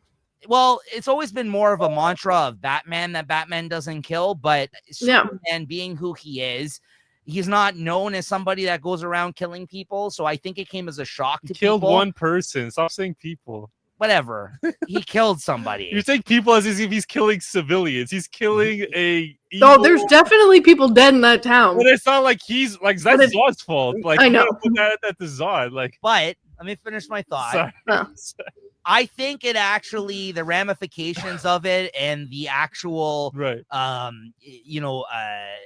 Like moments you can get out of it as a character responding to what he went through, his tragic yelling out after he actually had to make that decision because he chose the humans over his own race in that moment. I actually quite like that actually happens. It was jarring at first. I kind of didn't know how I felt about it. I went from not knowing how I felt about it, about disliking it, revisiting this movie this time around. I finally come around to where I'm like, okay, he had to do what he had to do in that 100%. Moment. It actually makes it more interesting, honestly, the decision that he was forced to make in that moment for me now as a viewer revisiting this. And, I'm not also the hugest Superman fan when it comes to comics. I think he's a difficult character to write. I think something like this that was unexpected for an audience and definitely a choice to make with this character, I think was actually he stepped up. He was the better for it. I feel like, honestly, it showed some character development in the other movies. I believe they kind of went over this as well, if I'm not mistaken. Didn't they address this? His thoughts behind what ended up happening with Zod in one of the other movies, if I'm not mistaken. Did they explore that at all? Why he killed him? Like what? Like did they ever revisit him talking about the fact that he had to kill him at the end of this movie at all? Or at the end of this movie? No, in another movie. I remember in Batman vs Superman, Lex Luthor takes Zod's body to create Doomsday. Right. But I don't think they ever had a conversation.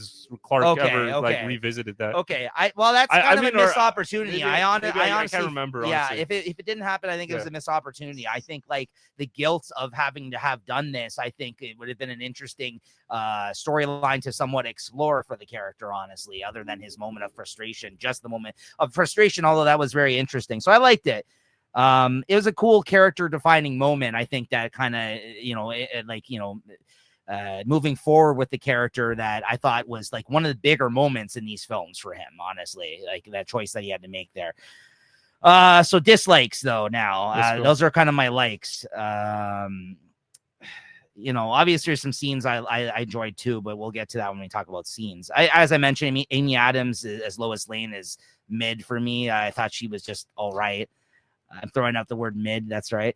Yeah. A lot of dark looking scenes in the film itself, just like, again, that Zack Snyder kind of filter, I felt like on the film. Maybe it's more in line in worse in the other films, like you said, like, because it's a cinematographer. I didn't say worse, but hey, that's the word you're using. As a fan of the Batman, I had no problem.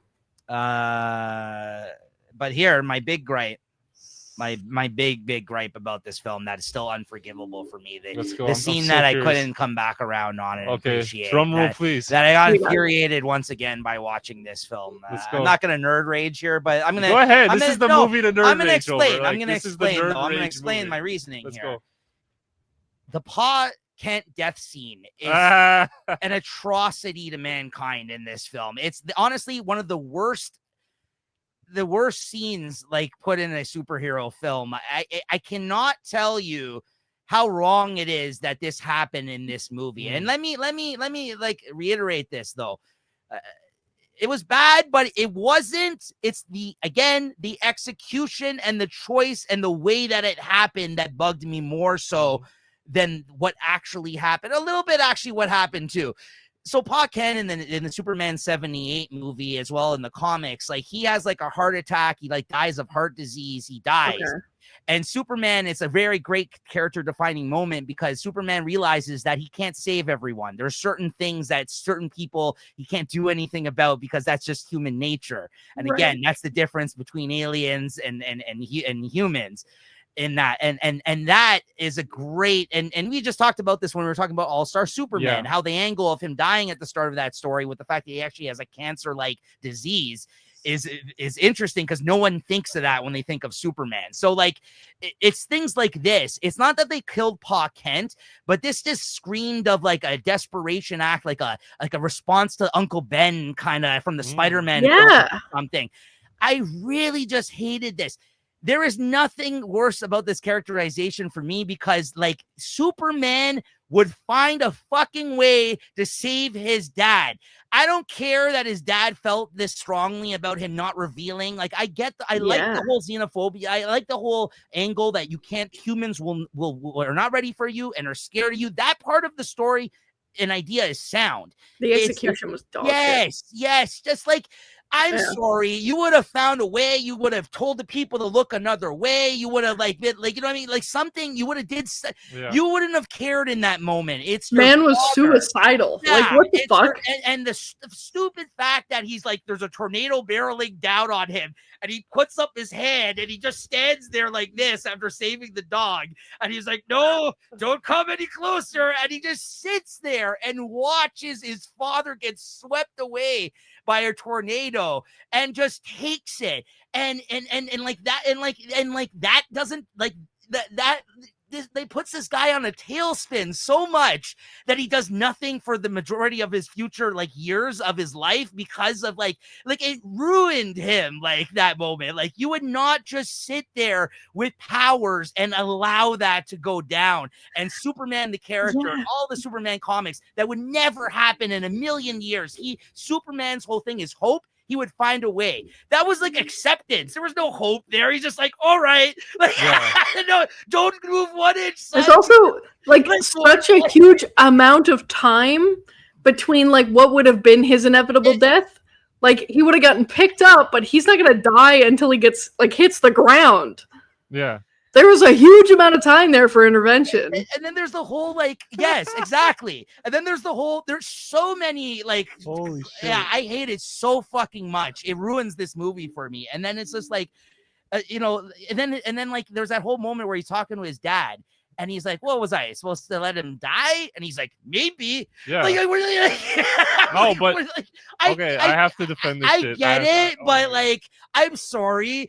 That is not what you should be instilling in him. Like, this is not, he's supposed to, like, you know what I mean? Like, this is just bullshit. Like, I get, like, you should hide your identity, but not to the degree that you like are not saving people. If you can save people. So okay, I guess the first question is, so superhero interpretations can never sway away from their source material? Is that what you're saying? Like, no, not at all. I'm actually usually a defender of the fact that they could offer, but this is just, I'm sorry, no, I just can't. And even if you don't believe Superman as a character would let this happen, just as a person in this story, why would he let this happen? That's his father, technically. Like, I know it's not his father. They got into the argument on the way there. I don't even know you. You're just some guy. But like, really, like, it's so. I cannot. I have to defend this scene because, bro, would you let that happen if it's not like your father was gonna get swept? I don't know. I'm not Superman. I don't know. Like, here's the thing. Number one, he isn't Superman at that point. He can't fly at that point. He doesn't know how to fly. He could have saved him.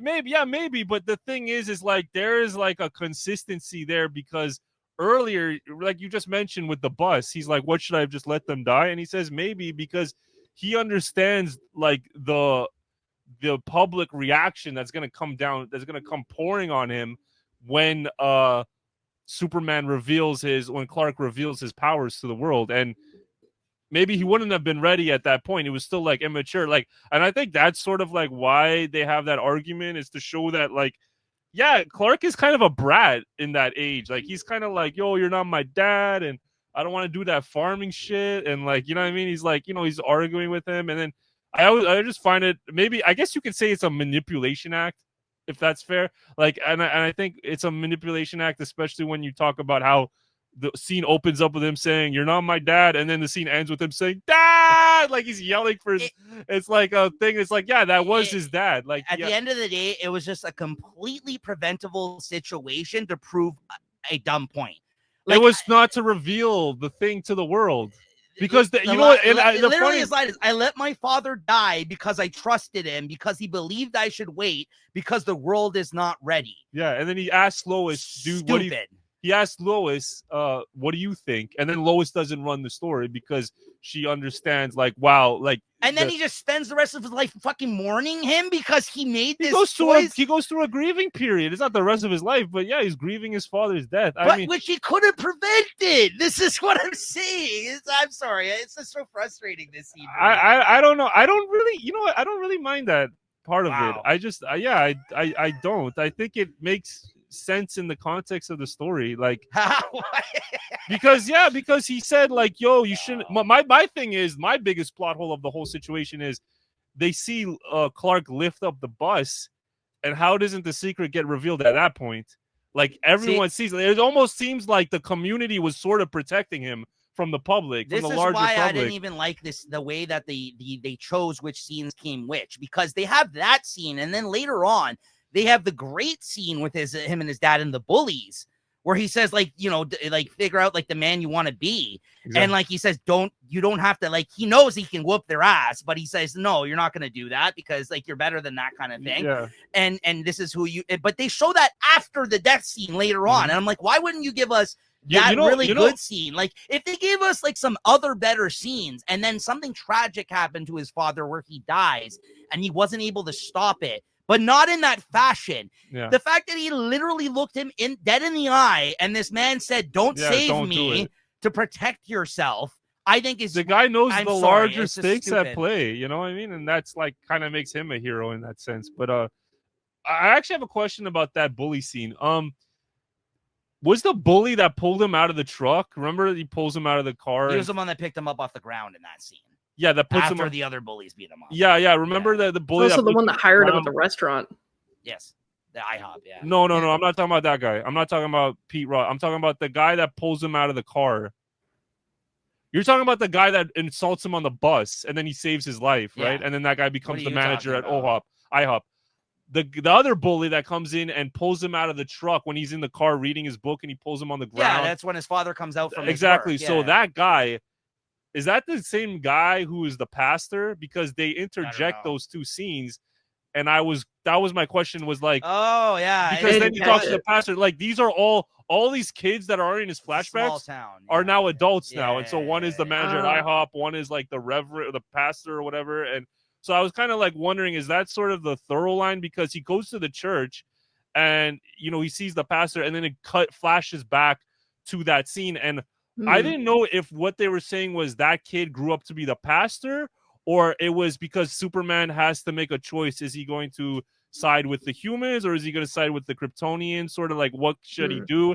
And he's just remembering another memory of when humans treated him very badly. And it's just like, are they really worth saving? Right. Kind of thing. And then he asked the pastor, like, I don't know if Zod could be trusted. I don't know if the humans can be either. And he's walking out of the church. Then the pastor says, sometimes you have to take a leap of faith. The trust part comes later. Right. And so I was always like, okay, so that's what I was just curious. Is like, was that kid like the pastor? I didn't catch that. If that's what. Yeah, I was kind of interesting. What was he saying with that? Maybe he was, maybe he wasn't. Let's not gloss over this horrible scene, though. Anyways, I mean, listen, you can have that opinion. That's my hugest dislike of the film. The fact that you're defending it, I think, is insane. But okay. Listen, you can have your opinion, and I'll have mine. And like that. I think it ruins the movie for me. Honestly, ruins the movie. Whoa. It's the one thing I can't get behind in this film. I think it's while consistent. Revisiting it, that I still hate. I hate it that much. I guess the Uncle Ben comparison, I guess that kind of makes sense. Like also how like Peter was a jerk to Uncle Ben, and then Uncle Ben dies, kind of thing. I guess I can see that sort of comparison. Like I said, the scene is a bit of a manipulation tactic, because the way I looked at that scene was, it starts off with Clark kind of dismissing this man, and then once the man dies, he could have died any other way, but once the man dies, he finally. But why didn't he die another way? The way he died is the problem. Who gives a fuck about these comic books? Like, they don't have to be all the same as all this. I think it's just stupid. You know what I mean? By the way, so let me go back to something, because I'm done. It's okay. There was no, that's fine. There was a great interview with Zack Snyder that he did. He did it. It was with Joe Rogan, when he went on Joe Rogan, and Joe Rogan was asking about his sort of like interpretation of DC characters and all that in his movies. And Zack Snyder's origin point and his entry point into this whole world, like as he described it, was Watchmen, and The Dark Knight Returns, the Frank Miller book. And those are sort of like like the origin points. I think everyone has sort of claimed those are like those books from the 80s are like quote unquote the moment that superheroes grew up. You've heard that phrase before, right? Yeah, like this is like when comics aren't for kids. Comics are for kids. Now we have darker. Given that, it makes sense that we have the type of the way his movies are. Exactly. Yeah. This is so he's looking at it. So they were saying, "Oh, Superman can't kill," and then he's asking the question. Batman v Superman's Dark Knight Returns. Right. So he's saying, "Why can't Superman kill?" And then he's saying, "Hey, why can't Batman kill?" Like these are the questions Zack Snyder is like thinking to himself as he's writing the script. Originally, Christopher Nolan was against the idea of Zod being killed by Superman. He was so against that idea. But Goyer and Zack Snyder had to convince him. And then Zack Snyder, I think, thought of, okay, what if we did it in a situation where Zod is about to kill a family, and the only way Superman can stop them is if he kills him, right? And then when Nolan heard that, he was like, okay, I actually kind of like that idea. Like, we can do it like that.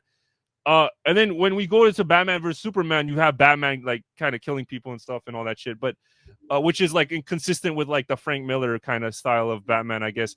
But my whole thing is this: I'm talking about the Superman killing Zod. This is my whole thing about it. I would much rather Superman kill Zod than the fucking bullshit theatric circus that Christopher Nolan did in his Batman movies in order for his characters to die, because the whole thing is like this, the villains to die. The whole thing is this: you have a hero and you have a villain, and even Michael Shannon says, Kal-El, this only ends one way, either I die or you die, and that's sort of foreshadowing that's how the story ends. I hated that line. Yeah, okay, that fair enough. That's like I liked it. I wrote it down.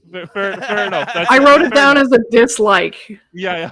Fair enough. I was like, yeah, no shit, dude. That's how this works. But that's one of you's gonna die. Well, then it makes sense that Superman kills him, because you have this tyrannical alien who's hell bent on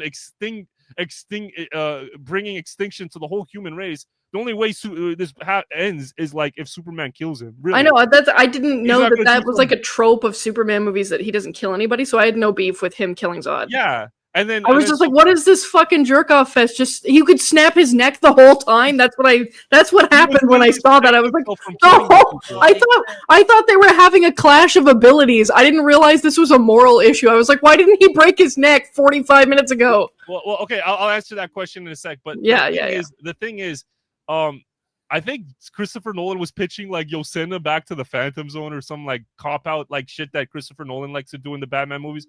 This is what I referenced. But the fun thing about that is that he'll be in play still if he went to Christopher Nolan is the king of the fucking cop out, because in Batman Begins, Ra's al Ghul and Batman are in Bruce Wayne or Batman are in a fucking train that's about to fall off a platform, and Bruce Wayne goes to him and says, I don't have to kill you, but I don't have to save you either. And he jumps out the train. And I'm like, what's the difference? That is like, you would just basically did kill him, basically, like just because you didn't save him. And then it was just all these like rabbit out of a hat bullshit shit that the villain has to die, but it can't be Batman that kills him. It has to be some external situation that happens for one of the villains to die. I remember in The Dark Knight Rises, Batman is fighting Bane or some shit, and then Catwoman, Anne Hathaway, comes out of nowhere and shoots Bane.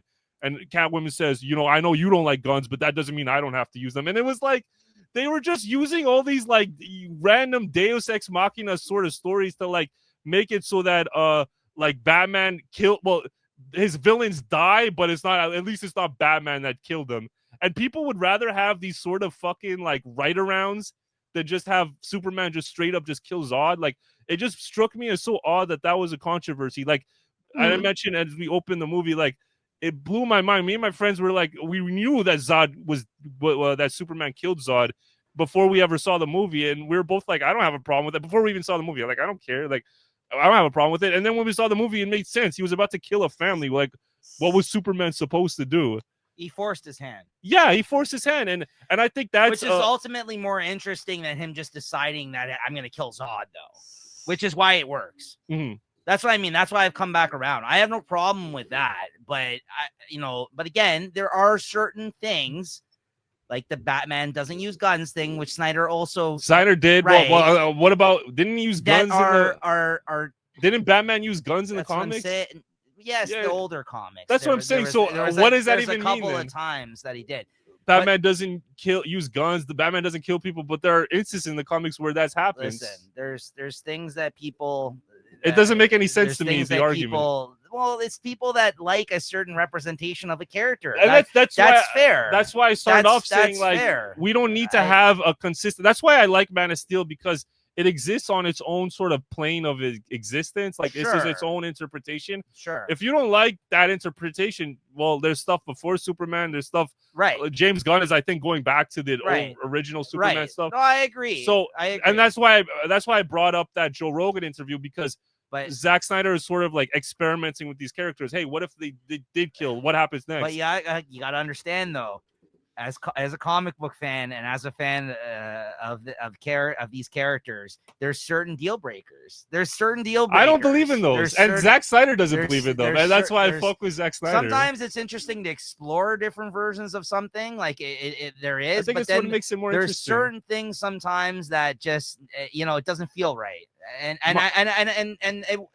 and yeah, I think that scene for me, like, that does lean into that a little bit more. Although previously I didn't like him killing Zod. Now I have come around on that, right? So, it just it just depends, right? I just would rather, okay, if you're gonna just do the kill. If he's gonna kill, just kill him. Don't do the cop out shit. Like, don't do the rigmarole of I'm gonna kill you but not really kill you and you die.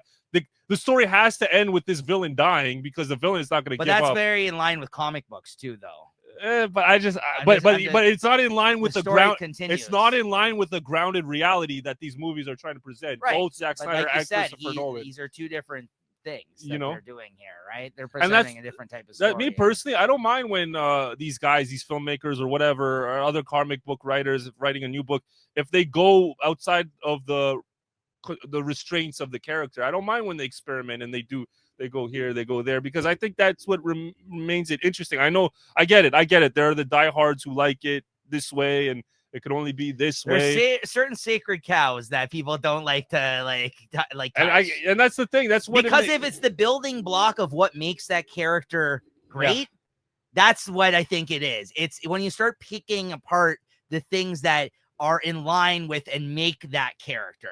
Like, make that character the reason why you like that character. It's when you play with those things that I think are deal breakers for some folks, which is, like I said, I can't imagine the world where he wouldn't have found a way to save him in that moment. Zod, you talking about? No, his father, and that's the end. You go back to that. Okay. And then for some people, they couldn't see the world where he would have decided to kill him in that moment. He would have tried to find another way, as Batman tries to find another way.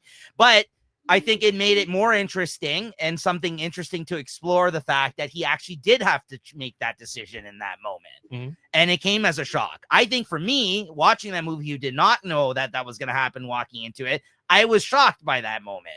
I thought that was a shocking thing that he had to do. To kill Zod. Yeah. Yeah. And honestly, it was a little bit of a shock. Yeah, that's what I mean. And that's why I've come back around and I enjoy that part of it now. I just think the other thing's dumb. It's not even that I don't like I said, it's just, for me, it just doesn't work. But I get where they were going with it, and I can appreciate you were trying to defend it in that sense, right? I just, So I will say though, but you go ahead if there's any more likes, dislikes. I got a whole list. I'll say this. JC said he didn't like the action. I freaking love the action of this movie. The last 20 minutes, there's some good stuff in it. Not just the last 20 minutes. The fight in Smallville when Superman fights those two henchmen, like, I love that shit. Like, when the other Kryptonians, I love that shit. Like, I actually like the Zod final showdown. Personally. I love that too. I love that too. But like, to me, and it's so interesting when I was reading it, the storyboard artist for the film, Jay Olivia, he said that an inspiration for those fight scenes is Dragon Ball. And I could tell watching the terraforming machine too. It's like it's like Planet Namek, or even the lady Kryptonian, when she like fights, like she punches like 3 people in 1 second. I didn't know that. That's very cool. That is they were using that as a storyboard. Like, they were using inspiration from even Frieza and Goku. The destruction of Namek. Absolutely. The whole planet is blowing up. Well, even they're fighting there. Zod versus Superman is like Goku versus Vegeta when Vegeta first, it's like a kind of a mimic of that. And they're from the same race. Same planet, and he's like coming to destroy the planet and all that shit. yeah, like I love the fighting. I love this the actual narrative of the fighting. Superman is stronger than all these characters, but the thing that he lacks is fighting experience. That's why they have the upper hand. And then also they're like the two Kryptonians when they're fighting him, the in Smallville, they're ganging up on him. Once Superman like sort of separates the other two, that's when he starts getting like the upper hand, and he like the scene when he like punches the guy and then punches him through the fucking train or whatever. Like, I don't know. I eat that shit up all like I don't think Hollywood will ever make a serious style like Dragon Ball movie. And that's another reason why I love Man of Steel and Zack Snyder's further movies is like this is the closest we're ever getting to Dragon Ball, like in Hollywood, ever. And that's so I love the action. The cast I like all the cast. To me, the standouts, Henry Cavill, of course. I like Henry Cavill even when he doesn't say anything, just his facial expressions, like in certain scenes, and just like I think it's perfect casting for Henry Cavill. But to me, the two standouts really are Kevin Costner and Lawrence Fishburne. I think they, even though they have smaller parts, I think the drama, the weight of that's another thing I think this movie does very well, the human drama between the characters. Like I really love that scene when he says it's one of my favorite scenes in the movie. I know we're kind of skipping ahead, but whatever. That scene when he says,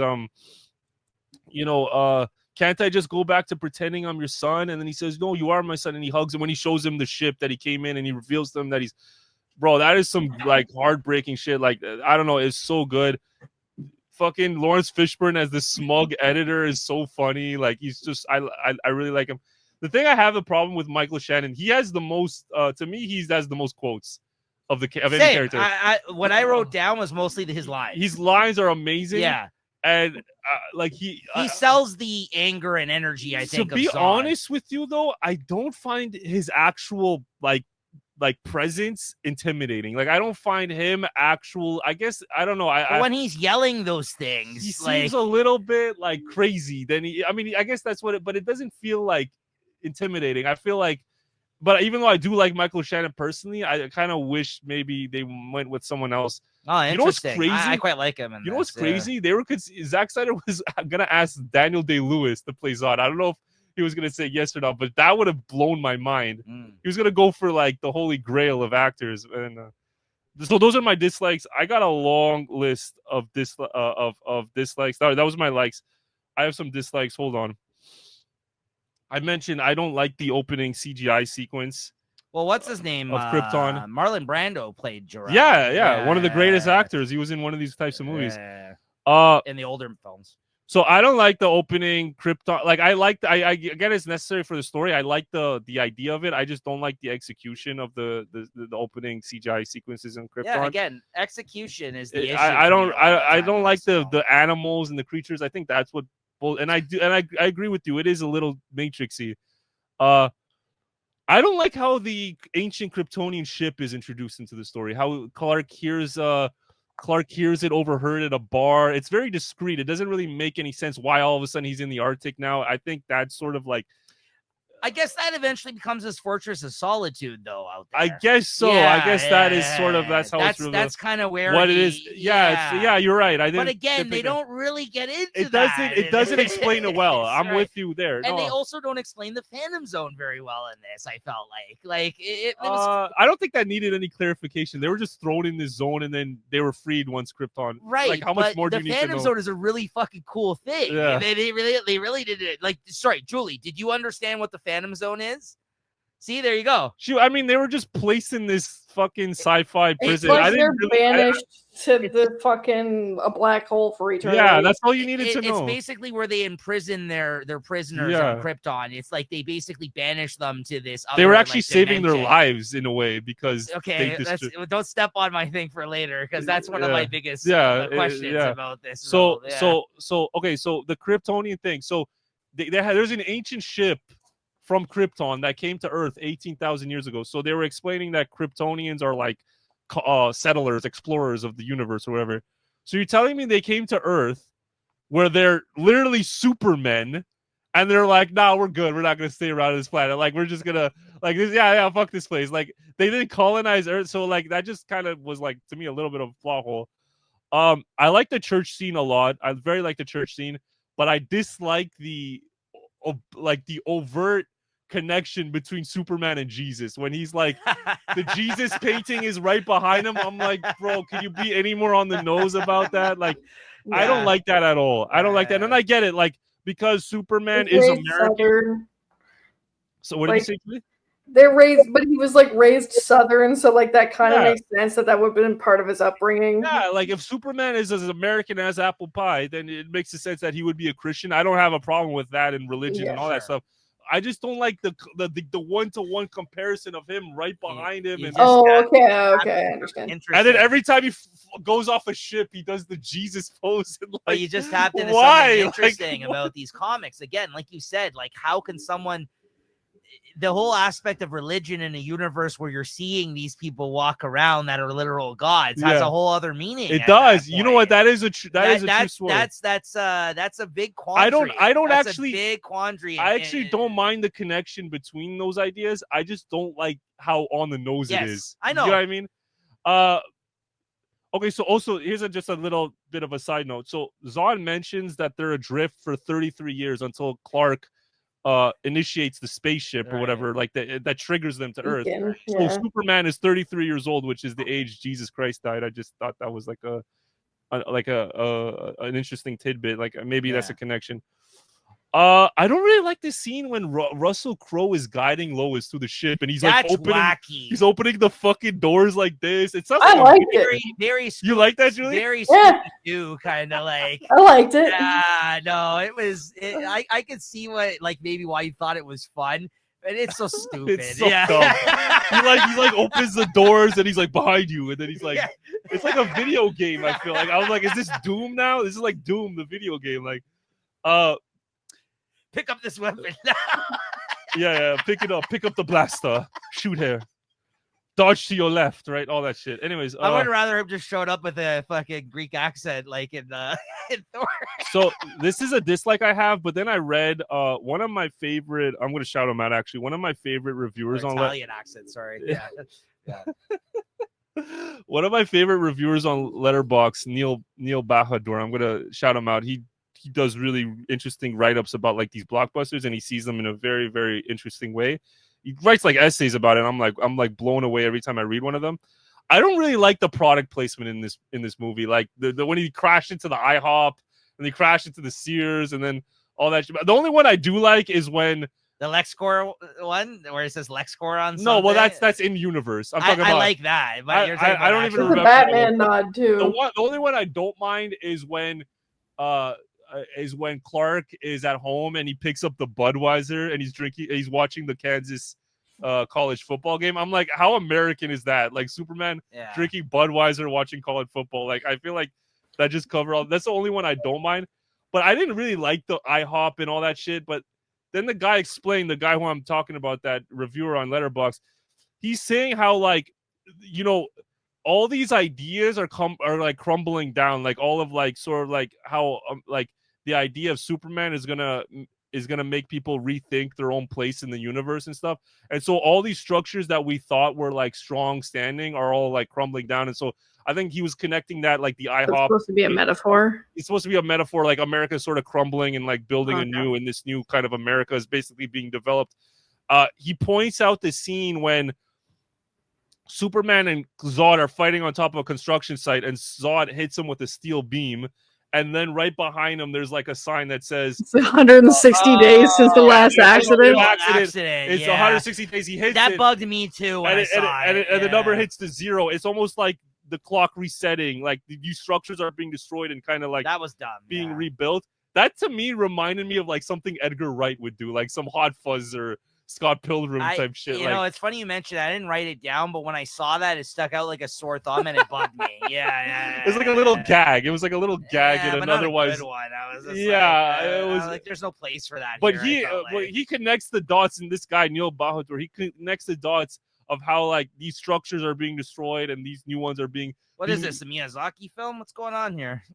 These new ideology, Miyazaki. Well, I know you should have heard her on Spirited Away. There's a lot of. I still gotta watch that movie. I still gotta watch that review. Yeah, it went right over my head. Julie schooled me on that film. Well, it's her pick. Like, I know. That's why I'm. That's why I enjoyed it. Yeah. Oh fuck! I forgot my placement. Hold on. It's a representation of the destroying of Japanese culture. What? Oh wow. Okay. Very interesting. Yeah. I wish I was there now. So okay, this is a problem I have. I dislike a specific editing sequence. So Zod, Superman snaps Zod's neck. Okay, and then yeah, and then Lois comes down the stairs, hugs him, right, and it's a sad moment.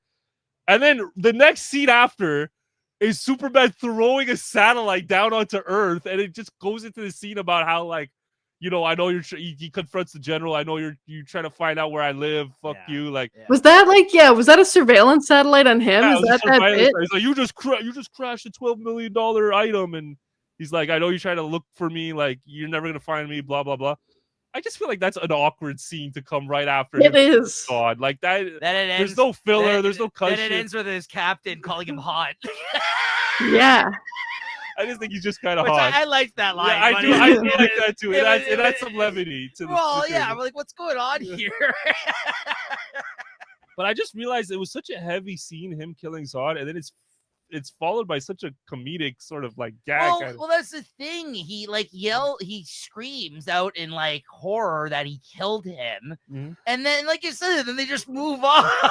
Just slapstick comedy right afterwards. So, okay, and then this one is more of an observation than dislike. This is just this is kind of like a little bit of a nitpick. So, you have Kansas, right? Kansas is where he's from, but then all the cities are like Metropolis, Smallville. So they use real names for the states, but then they use fake names for the cities and towns. I don't know. I just thought that was kind of an interesting, like, why is that the case? It's one of the few times that DC has done that, because most of their cities are fake in comparison to Marvel, where they are real cities for the most part. Because because Metropolis, Gotham, like, they're based on other cities, like New York, yeah, exactly, Chicago or whatever. Yeah, right? Exactly.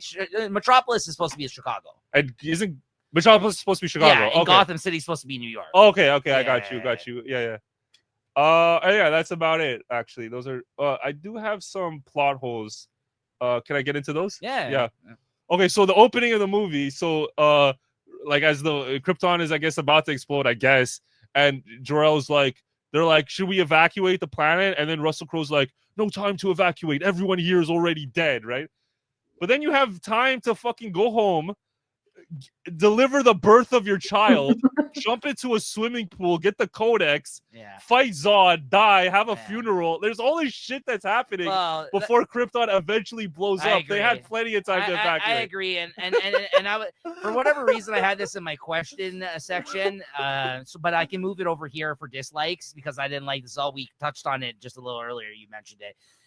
It's so stupid that they basically send Zod. They care about sending Zod to prison for a punishment, basically leaving him in play, where they could have literally just left him on the planet and get killed with the rest of them. I guess they were skeptic that the planet was. I guess they were just. That was my question. Why did they do that? Like, that was going to be my question. I think Zod mentions later on in a scene that they tried to explain, but it's stupid. There is a scene where he says, "The only thing me and your father," he's talking about Jor-El. The only thing you agreed that Krypton was dying.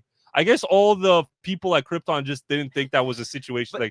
But the only thing I'll say about that, it goes back to like their archaic way of thinking that Zod didn't actually believe in, that they cared so much about what they do to people. Like, they're like, you have to go into the Phantom. So he literally could have just stayed there and gotten killed with the rest of them, like you said, for like the moments that they had before they ship but him off. Then we wouldn't have a villain for him. I know, but it's they ship him off in these dildo shaped fucking spacecraft. Yeah. To your point about them just putting things in play to play out a certain way, that's the biggest one. If you want to say about the things with Batman, that was the big one in this, where I'm just like, really? You're right. Every movie has them, I guess. Okay, here's another one. Why does Clark have sensory overload as like a 7-8-year-old? Wouldn't he have been adjusted as an infant? Like, remember, he's like discovering them at that age. I thought his powers are kicking. Or he's going into like puberty, kind of like. Yeah, I think it's his powers. Puberty. His powers are kicking in more than before. Okay. That's what I got from it. Anyways. Yeah. That was another thing that I liked. That I think JT said was a dislike. The whole like the visualization of like what he's experiencing is like he's able to see through people's skin and stuff. Like, I liked that. Yeah, I did like that too. It's not much of a plot hole. I think it's unfortunate that his mom isn't uploaded into the codec, like into the key for her consciousness. It's like, it also comes back to my thing about like when Jor-El kind of like dissuades them from evacuating. I think deep down he just wanted his son to be the last Kryptonian. He just wanted him to be like that Some one part of him out there. Yeah, so, and in a sense, it's like he doesn't really care. Like Krypton, like all you guys can die. Like, and I guess he mentions that too in the flashback. So then there's these two scenes, and these are like sort of minor plot holes, but it's almost like how did they not know where Clark Kent's identity, or how do they not know where he lives? When Superman is restrained on Zod's ship, 2 scout ships are sent to look for the codex, that thing that has all like the genetic DNA of all the Kryptonians or whatever. And the military is aware that these 2 ships are entering the Kansas airspace. They even mention like these 2 Kryptonian ships are heading towards Kansas. Then, like later, when Superman destroys the U.S. satellite, the government is just like, "Yo, we're trying." Like he's like, "I know you're trying to find out where I'm from or whatever," and like you'll never be able to find. And I'm like, wouldn't they be able to deduce that just based off the fact that these Kryptonian ships went to Kansas, and even Superman mentions he's from Kansas? I feel like that's sort of like a thing that like didn't make a lot of sense. And then also the Daily Planet, they see like the staff of the Daily Planet, they see Superman and Lois kiss like as Superman, and then they don't make the connection that it's like the Clark Kent effect. Once he puts on the glasses, they can't tell that. That's just like that is like the gag of the story.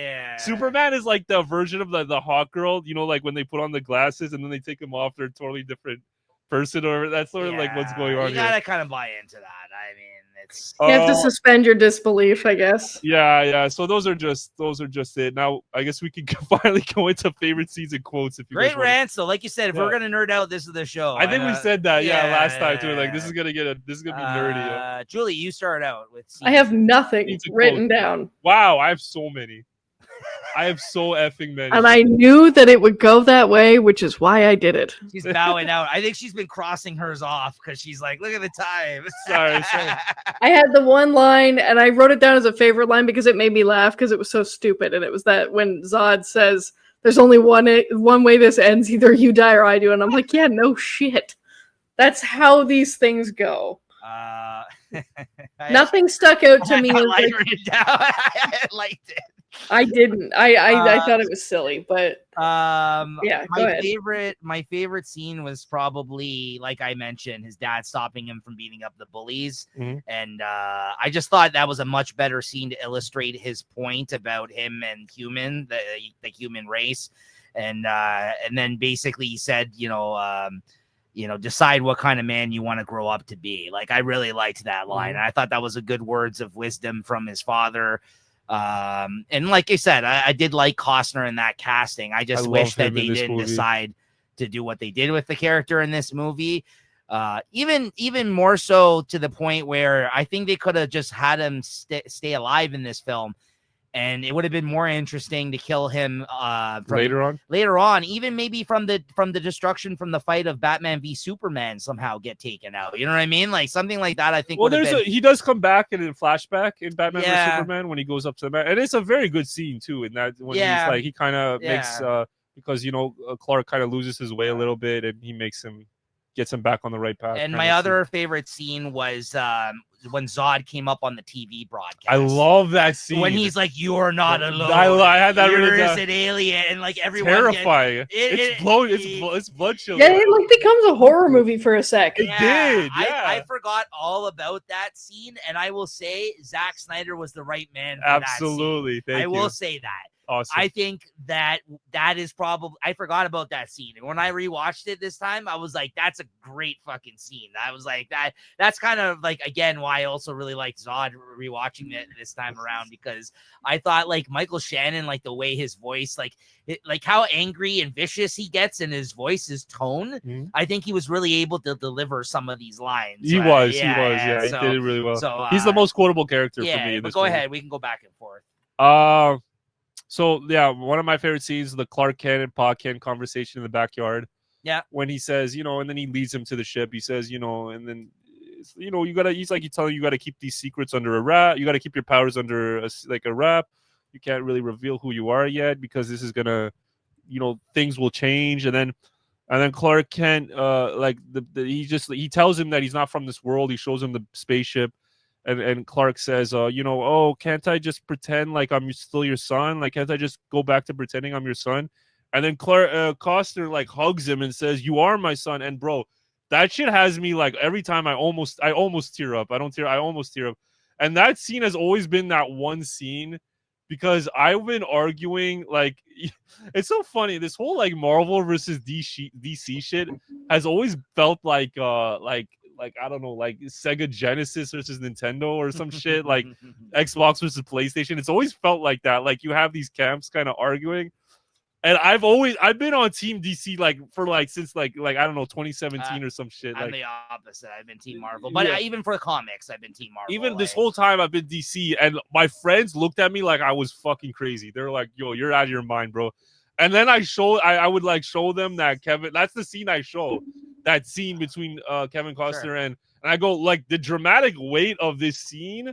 I don't ever see that in any Marvel movie. Like they never go that deep. I feel like this where it's like there's like, and that's another thing. I feel like the emotional connections between the humans, like the actual drama of the characters, are so well done. I disagree. One of the moments that kills me in the Marvel Mr. movies, Mr. Stark. No, Every time when he dies, no, is in it's Guardians 2, where I love that movie. Where he says he may have been your father, but he was never your daddy. But that's like a joke. That's like a gag kind of like. No, that was a very. But like I thought that was a heartwarming moment. No, it's a heartwarming moment, but he says it like it's almost like But he saves it's a punchline. It's a No, punchline. that's an emotional. You could have been. scene I for could have me. been your. But that's the thing is what I'm saying is like they teeter between like drama and comedy like all the time. Like Marvel. It's almost like they can't even take themselves seriously at times. This is why Gunn, I think, is the right man for the Superman movie, though. Now, when he first announced that was going to be his first film, I'm like, that's bold of him because I think if that fails, and he's acknowledged this, then the whole fucking rest of the movies are in danger if that fails. Not only that, I didn't know if he was the right tone for it, but when you think of some of the more heartwarming moments in Guardians that he balances, that's my favorite trilogy. But yeah. But that's what I mean. Far. That part for me with Michael Rooker saying that when he like lets him go and tries to save him and he drifts off into space, like when he saves Star-Lord, that was for me. Like that's just one that came to mind. Anyways, I like that a lot. Side note, I actually was considering picking Guardians for this because I would have loved that too. Because like James Gunn's movie kind of thing. You know what? And I think his new Superman will probably have more in common with Guardians of the Galaxy than it does Man of Steel, like by far. Yeah. And then so this movie is kind of like that odd man out, the anomaly of this whole thing. Another favorite scene.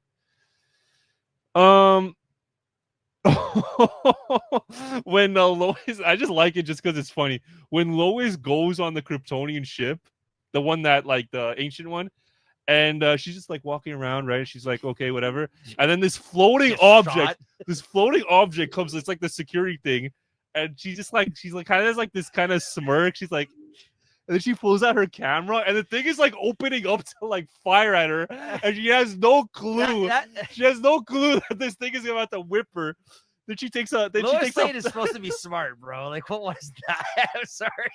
That's why I love it, bro. Because it's like I kind of like that she gets whipped across the room, like. And she's like, bro, this thing is getting ready to like open his cannon, and she's like, it takes like a photo of it, like it's so crazy, like. Yeah. Anyways, I just thought that's like a hubris. That is funny. It is funny.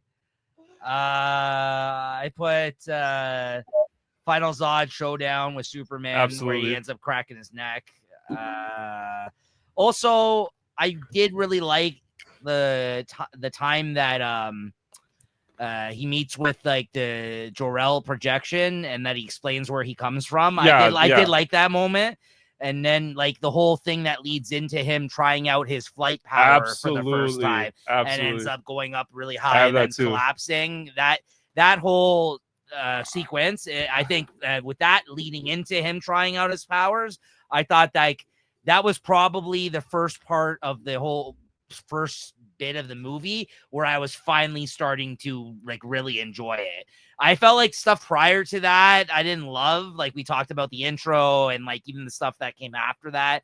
But that little moment at the start of the film, like right in the first half, was when I was like, okay, this is starting to get okay in this part. I liked that. My favorite scene of the movie. That when part. he flies. Yes. When he flies. Yeah, when he flies. And my favorite music of the movie, like that Hans Zimmer that kicks in and then and then he's just like he falls first and then he like, you know, he like tries again. And also Superman is a dick to animals, bro. Like he's like flying in the African safari and he like separates like this herd of like I'm like, bro, what the hell?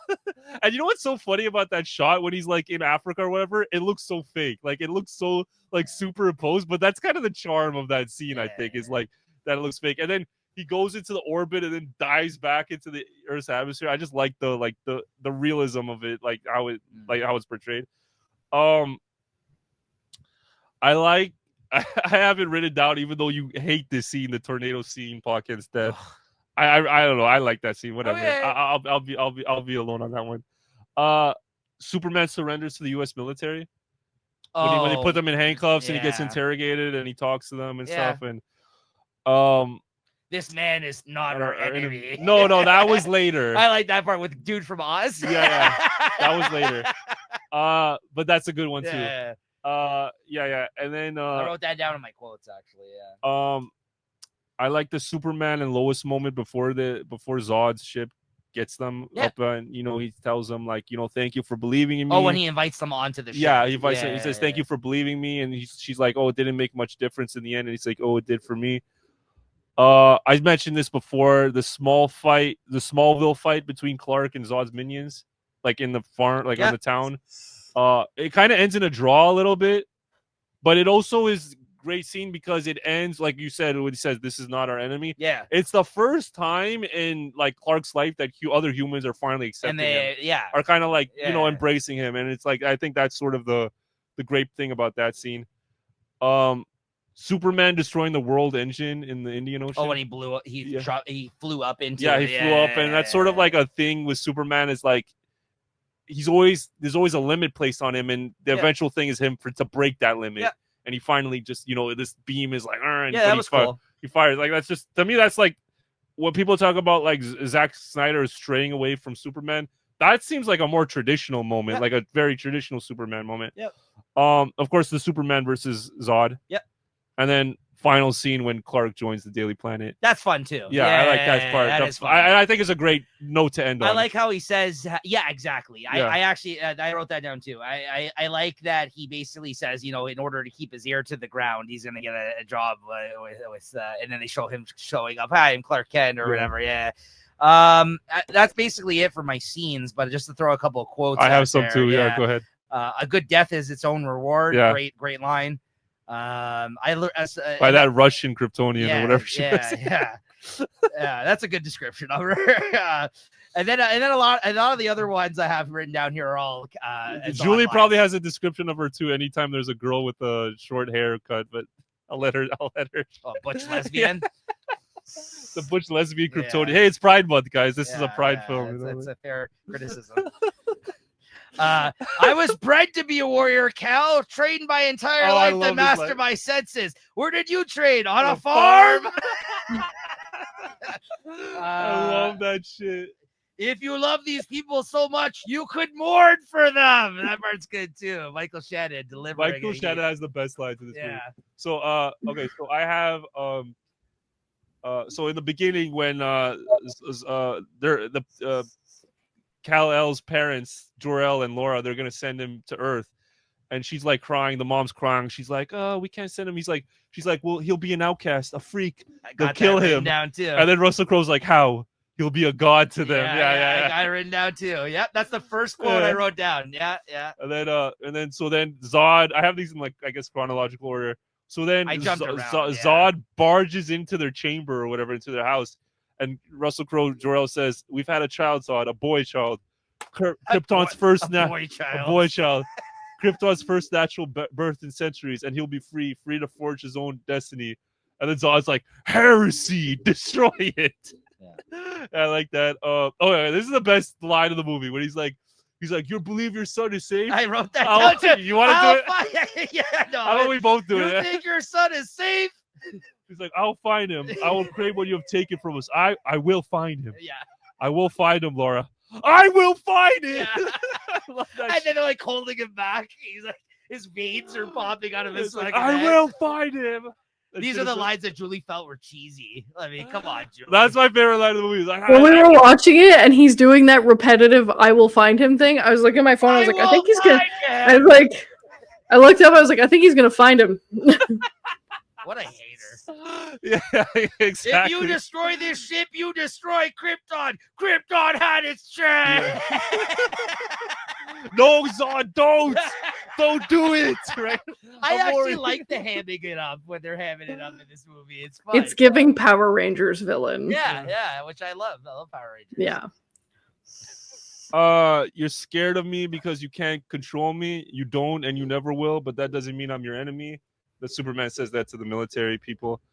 Okay, this is like classic gobbledygook like bullshit that only exists in these types of movies that make no sense, but you just accept it. So this is what Michael. So Superman's like, Superman and Zod are having a conversation, and he's explaining Zod's backstory of how he escaped the Phantom Zone or whatever.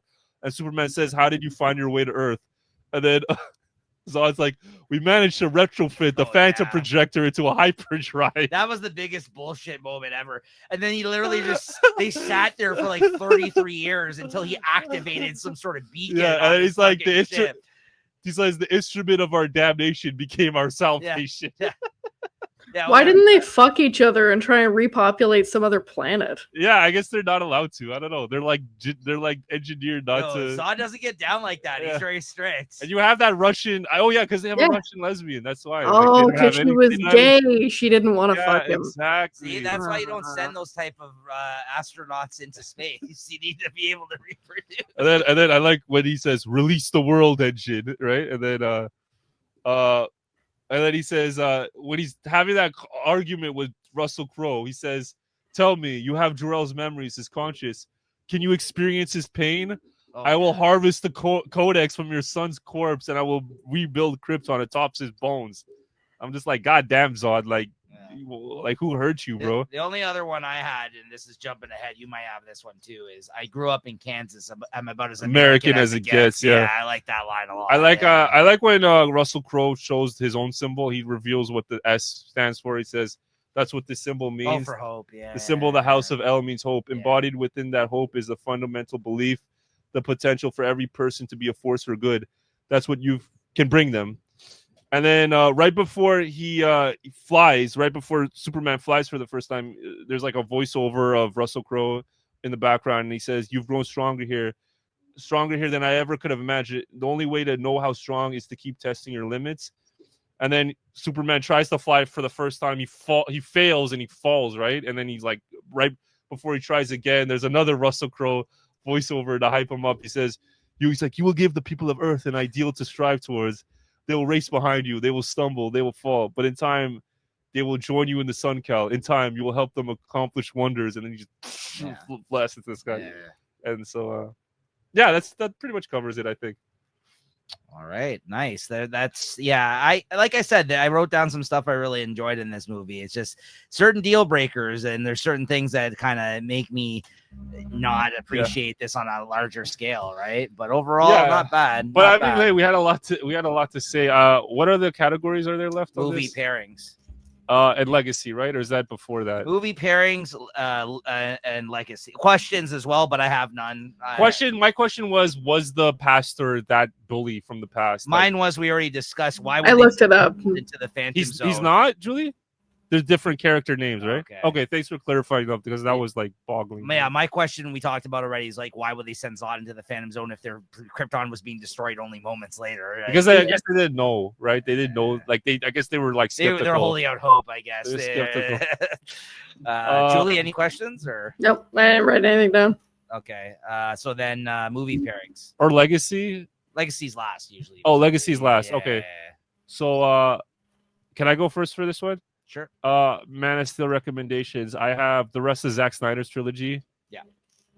Nolan's Dark Knight trilogy, because I think tonally they're similar. Other 2013 blockbusters I have, just because in a way, I feel like movies in a way is sort of like almost like time travel. Like you kind of come back to like that time when you were watching these movies and the memories they bring back, and then so other movies you might have also been watching during that time. And so I have Iron Man 3. I know I've been like shitting on Marvel, and that's another movie that I actually did not like that much when it came out, and I like Iron Man. I've turned around That's on a it. Shane Black film. Yeah, that's why I like it. It has a lot of personality. I like that. Is that the one where he's having panic attacks for the whole movie? Yes, yeah. Okay. And that's the one where he's Tony Stark, With Ben Kingsley. What does he say? Not the carpenter, the engineer, Tony Stark, or whatever. The one where he has to make basically again, he's left in the wild without a suit. Yeah. Right. And the Ben Kingsley, but I don't know, the Mandarin thing was kind of I didn't like it at the time, but it came back around though. Like that's purposely bad. Like they've referenced that now. Yeah. Like that's why he was an It's actor. a little not side note, but it was a little bit of a shame that they never had that real Iron Man and the real Mandarin. Have you watched Liu Kang, the Liu Kang film? The Shang-Chi. Shang-Chi, I mean, not It's Liu good. Kang. It's Sorry, good. that's Mortal Kombat.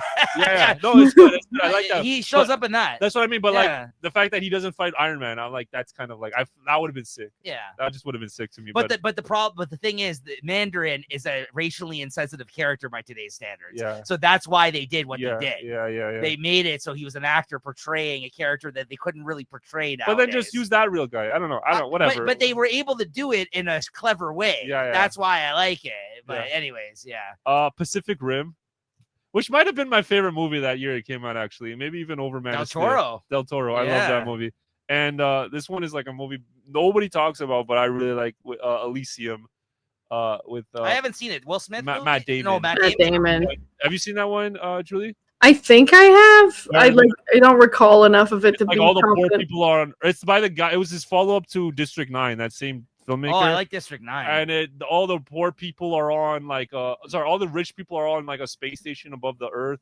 All the poor people are on Earth and they're like struggling and there's no health care. It's about classes. It's like classism. Sorry. I threw in Brightburn just because that's like the dark Superman. That is the dark Super. I feel like there's actually an optimistic message. I feel like in this movie. And then I just threw in other Dragon Ball Z movies. So Dragon Ball Super Broly. All the Broly movies, even the OG ones, Broly, Legendary, Super Saiyan, the special that mainly the movies that dealt with Planet Vegeta, like because I think that's the inspiration for Krypton. The Broly ones are great, I think, for sure. Sorry, the Planet Vegeta is inspired by the Superman mythology of Krypton and stuff like that, and not like Superman came first, is what I'm saying. The Broly movies, Bardock, father of Goku, that shows him. And then like the actual Saiyan saga, I guess like those episodes. So that's it for me, guys. Good pairings. There's some interesting ones I never thought of. Mine were very basic for this. I didn't really put much thought. I put Superman 78, the original Superman. It's two different Superman movies, but I think it'd just be cool to compare and contrast the two. Batman v Superman, and then the Justice League Snyder cut. I put specifically Batman Begins because I feel like that's the most in line out of this 100%. Nolan films with this. And then I put the Tobey Maguire Spider-Man. Those are the ones I put. I like that. Yeah. Julie? I also put down Batman Begins particularly, but I also put in parentheses the Christopher Nolan Batman trilogy.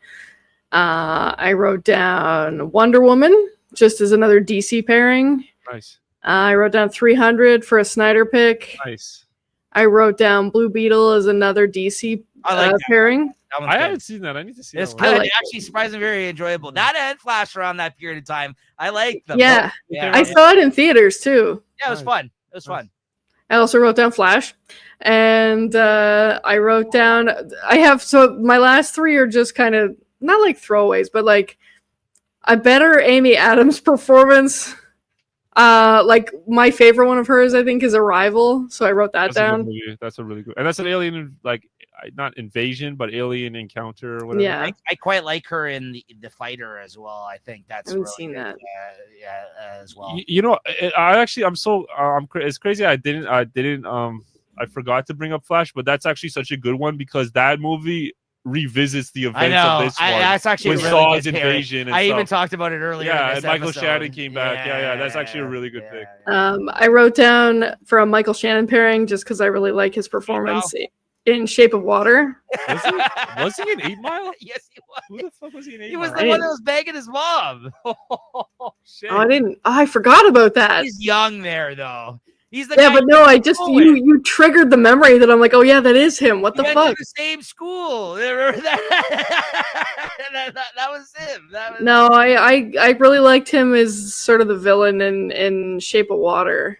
Yeah, he's good in that. I think that was his like debut, 8 Mile, if I'm not mistaken. He has some Probably. great movies, like especially with the filmmaker Jeff Nichols. If you guys have seen like what's that movie called? Take Shelter No. and like Shotgun Stories and those movies that he made. I thought he was excellent in Boardwalk Empire as well. He was a fucked up character. Was he in like that. the FBI agent in Yeah, that? the one that yeah, like yeah. was giving himself like he was Oh, religious yeah. and he was giving himself the whips. Ugh. Yeah. And my last one, just because I guess like tonally, like it felt like it was kind of a dark superhero-ish movie that like kind of isn't really fitted for kids, sort of. I wrote down Hellboy. Okay, cool. Yeah. Like the one with Ron Perlman. Of course. Yeah. Not that's the Del fucking Toro one. No, whatever that's the dog shit no one is. That's the best one. That's the Yeah. one. You know what though? That really sucks. I haven't seen it. I heard it sucks, but it's the guy from Stranger Things that's in that new one, who I quite like. What's his name? I always forget his friggin' name. David something. Yeah, Harbour. David Harbour, yeah. Oh, that's him? That really sucks that he was in that newest one, and apparently it's terrible. But I actually think that's good casting too, to be honest with you.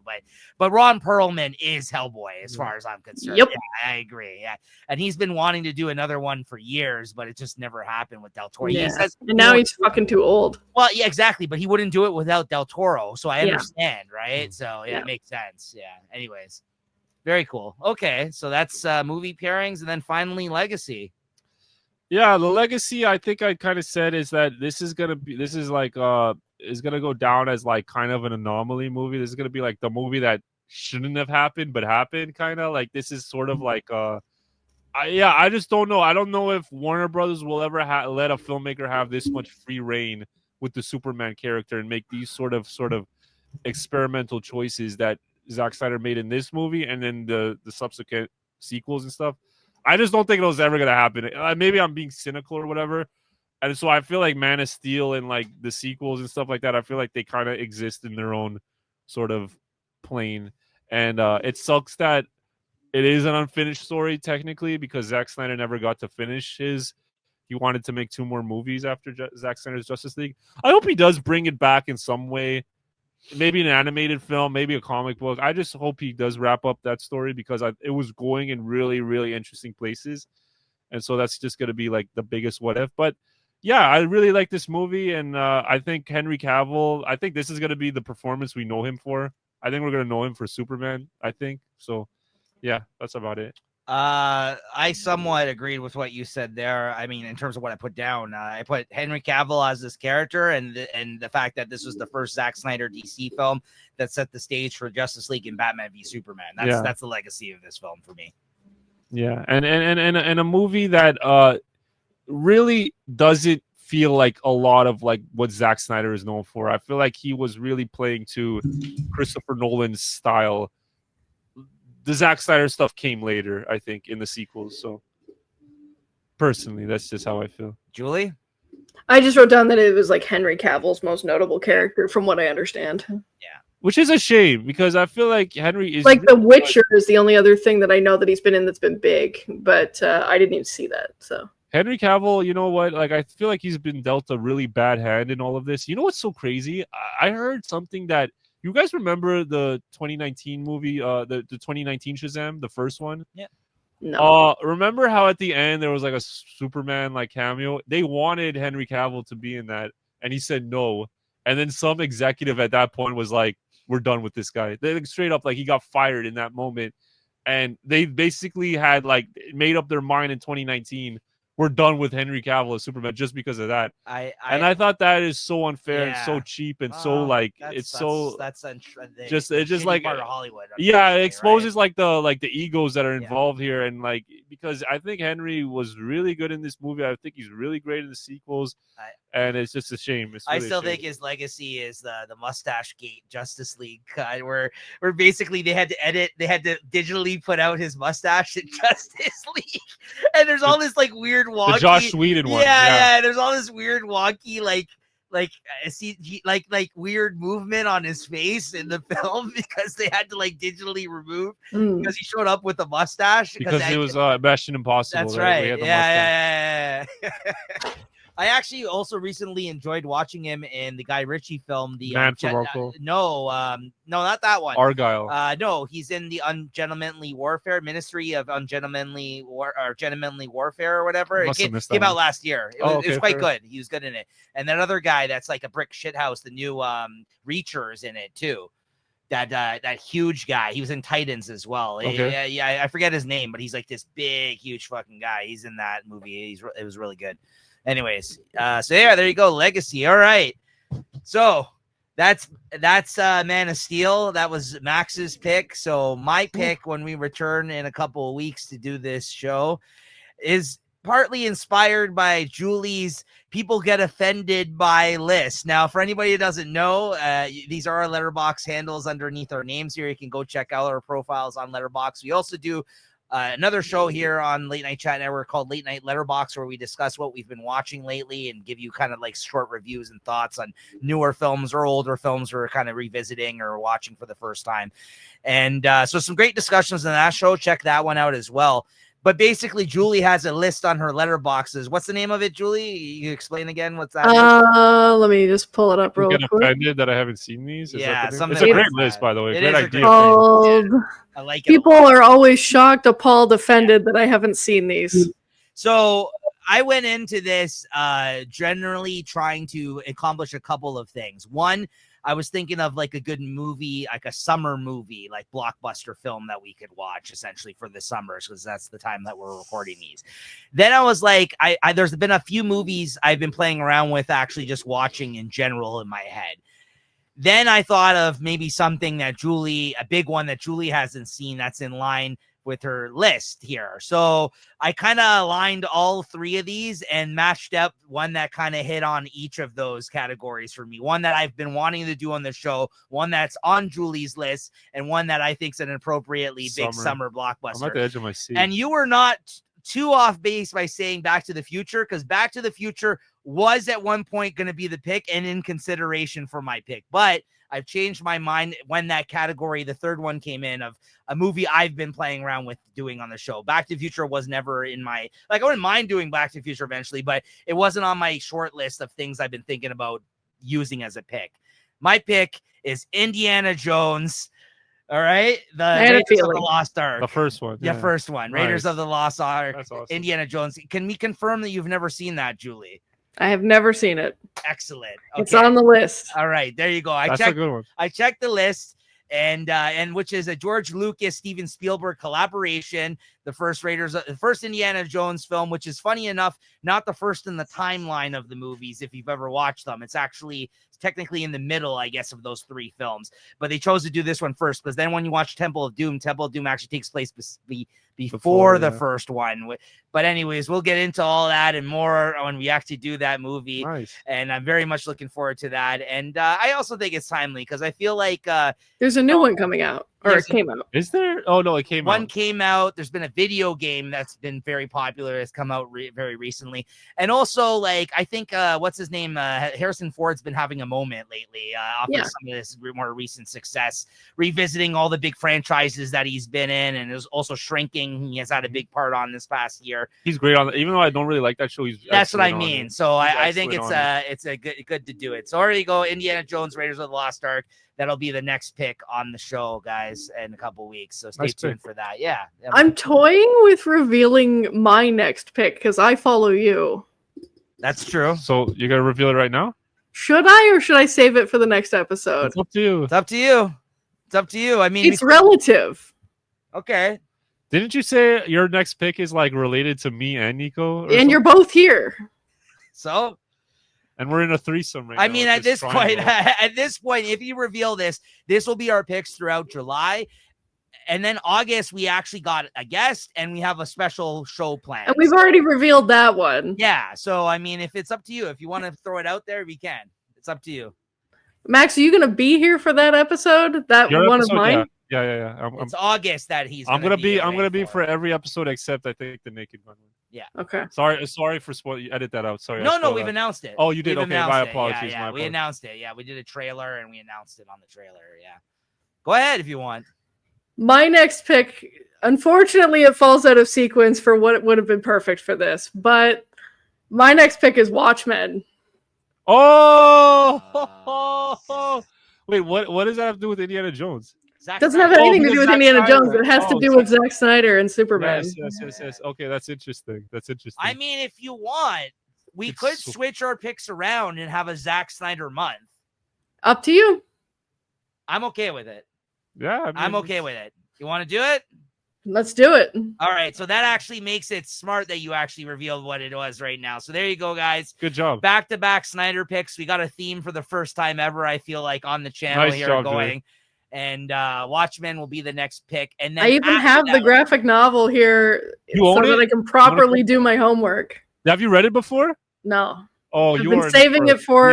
I've been saving this episode for like a year. You are in for a treat. It might ruin the movie for you. I've seen the movie. You've never seen the movie. You might actually think less of the movie if you read the book. I don't know if I should reveal this now or like when we. I know that you don't want to watch it.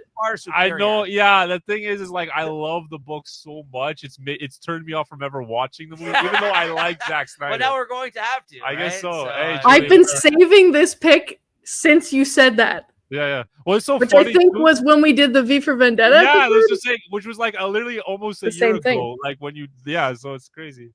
Last summer, she also did an Alan Moore story. Yeah, so there you go. So this will be very interesting. By the way, I haven't read V for Vendetta. I know. Sorry, guys. You know what, though? It's going to be an interesting month because amongst that, you might get a Superman, the new James Gunn film review I'm down to sit down and do that one. You might also, as a result of this, you're actually going to get also some comic content. We're going to be talking about Watchmen, the comic. We might be talking about All-Star Superman. That is the plan at this point in time, right? And, even though it's not comic book related, we're also going to do clips review for the new album, right? Yeah. What's it called? Let the gods sort them out. Yeah. Let God sort them out. Yeah. So yeah, that's definitely. Yeah. So there you go, guys. A lot of great stuff to look forward to throughout the month of July.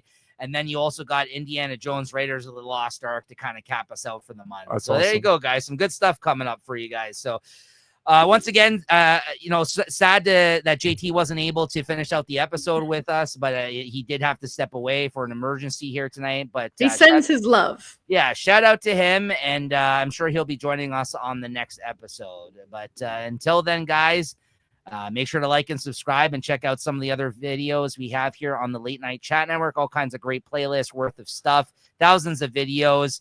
And on the outro now, we will be listening to Man of Steel song by Hans Zimmer. Flight. I think it's called. Yes. All right. So let's take a look at that. Good pick, though. Honestly, it was interesting. I would have probably never revisited this otherwise. So that's why I like doing this show sometimes. So, I never would have watched this of my own accord. Right. Yeah. So there you go.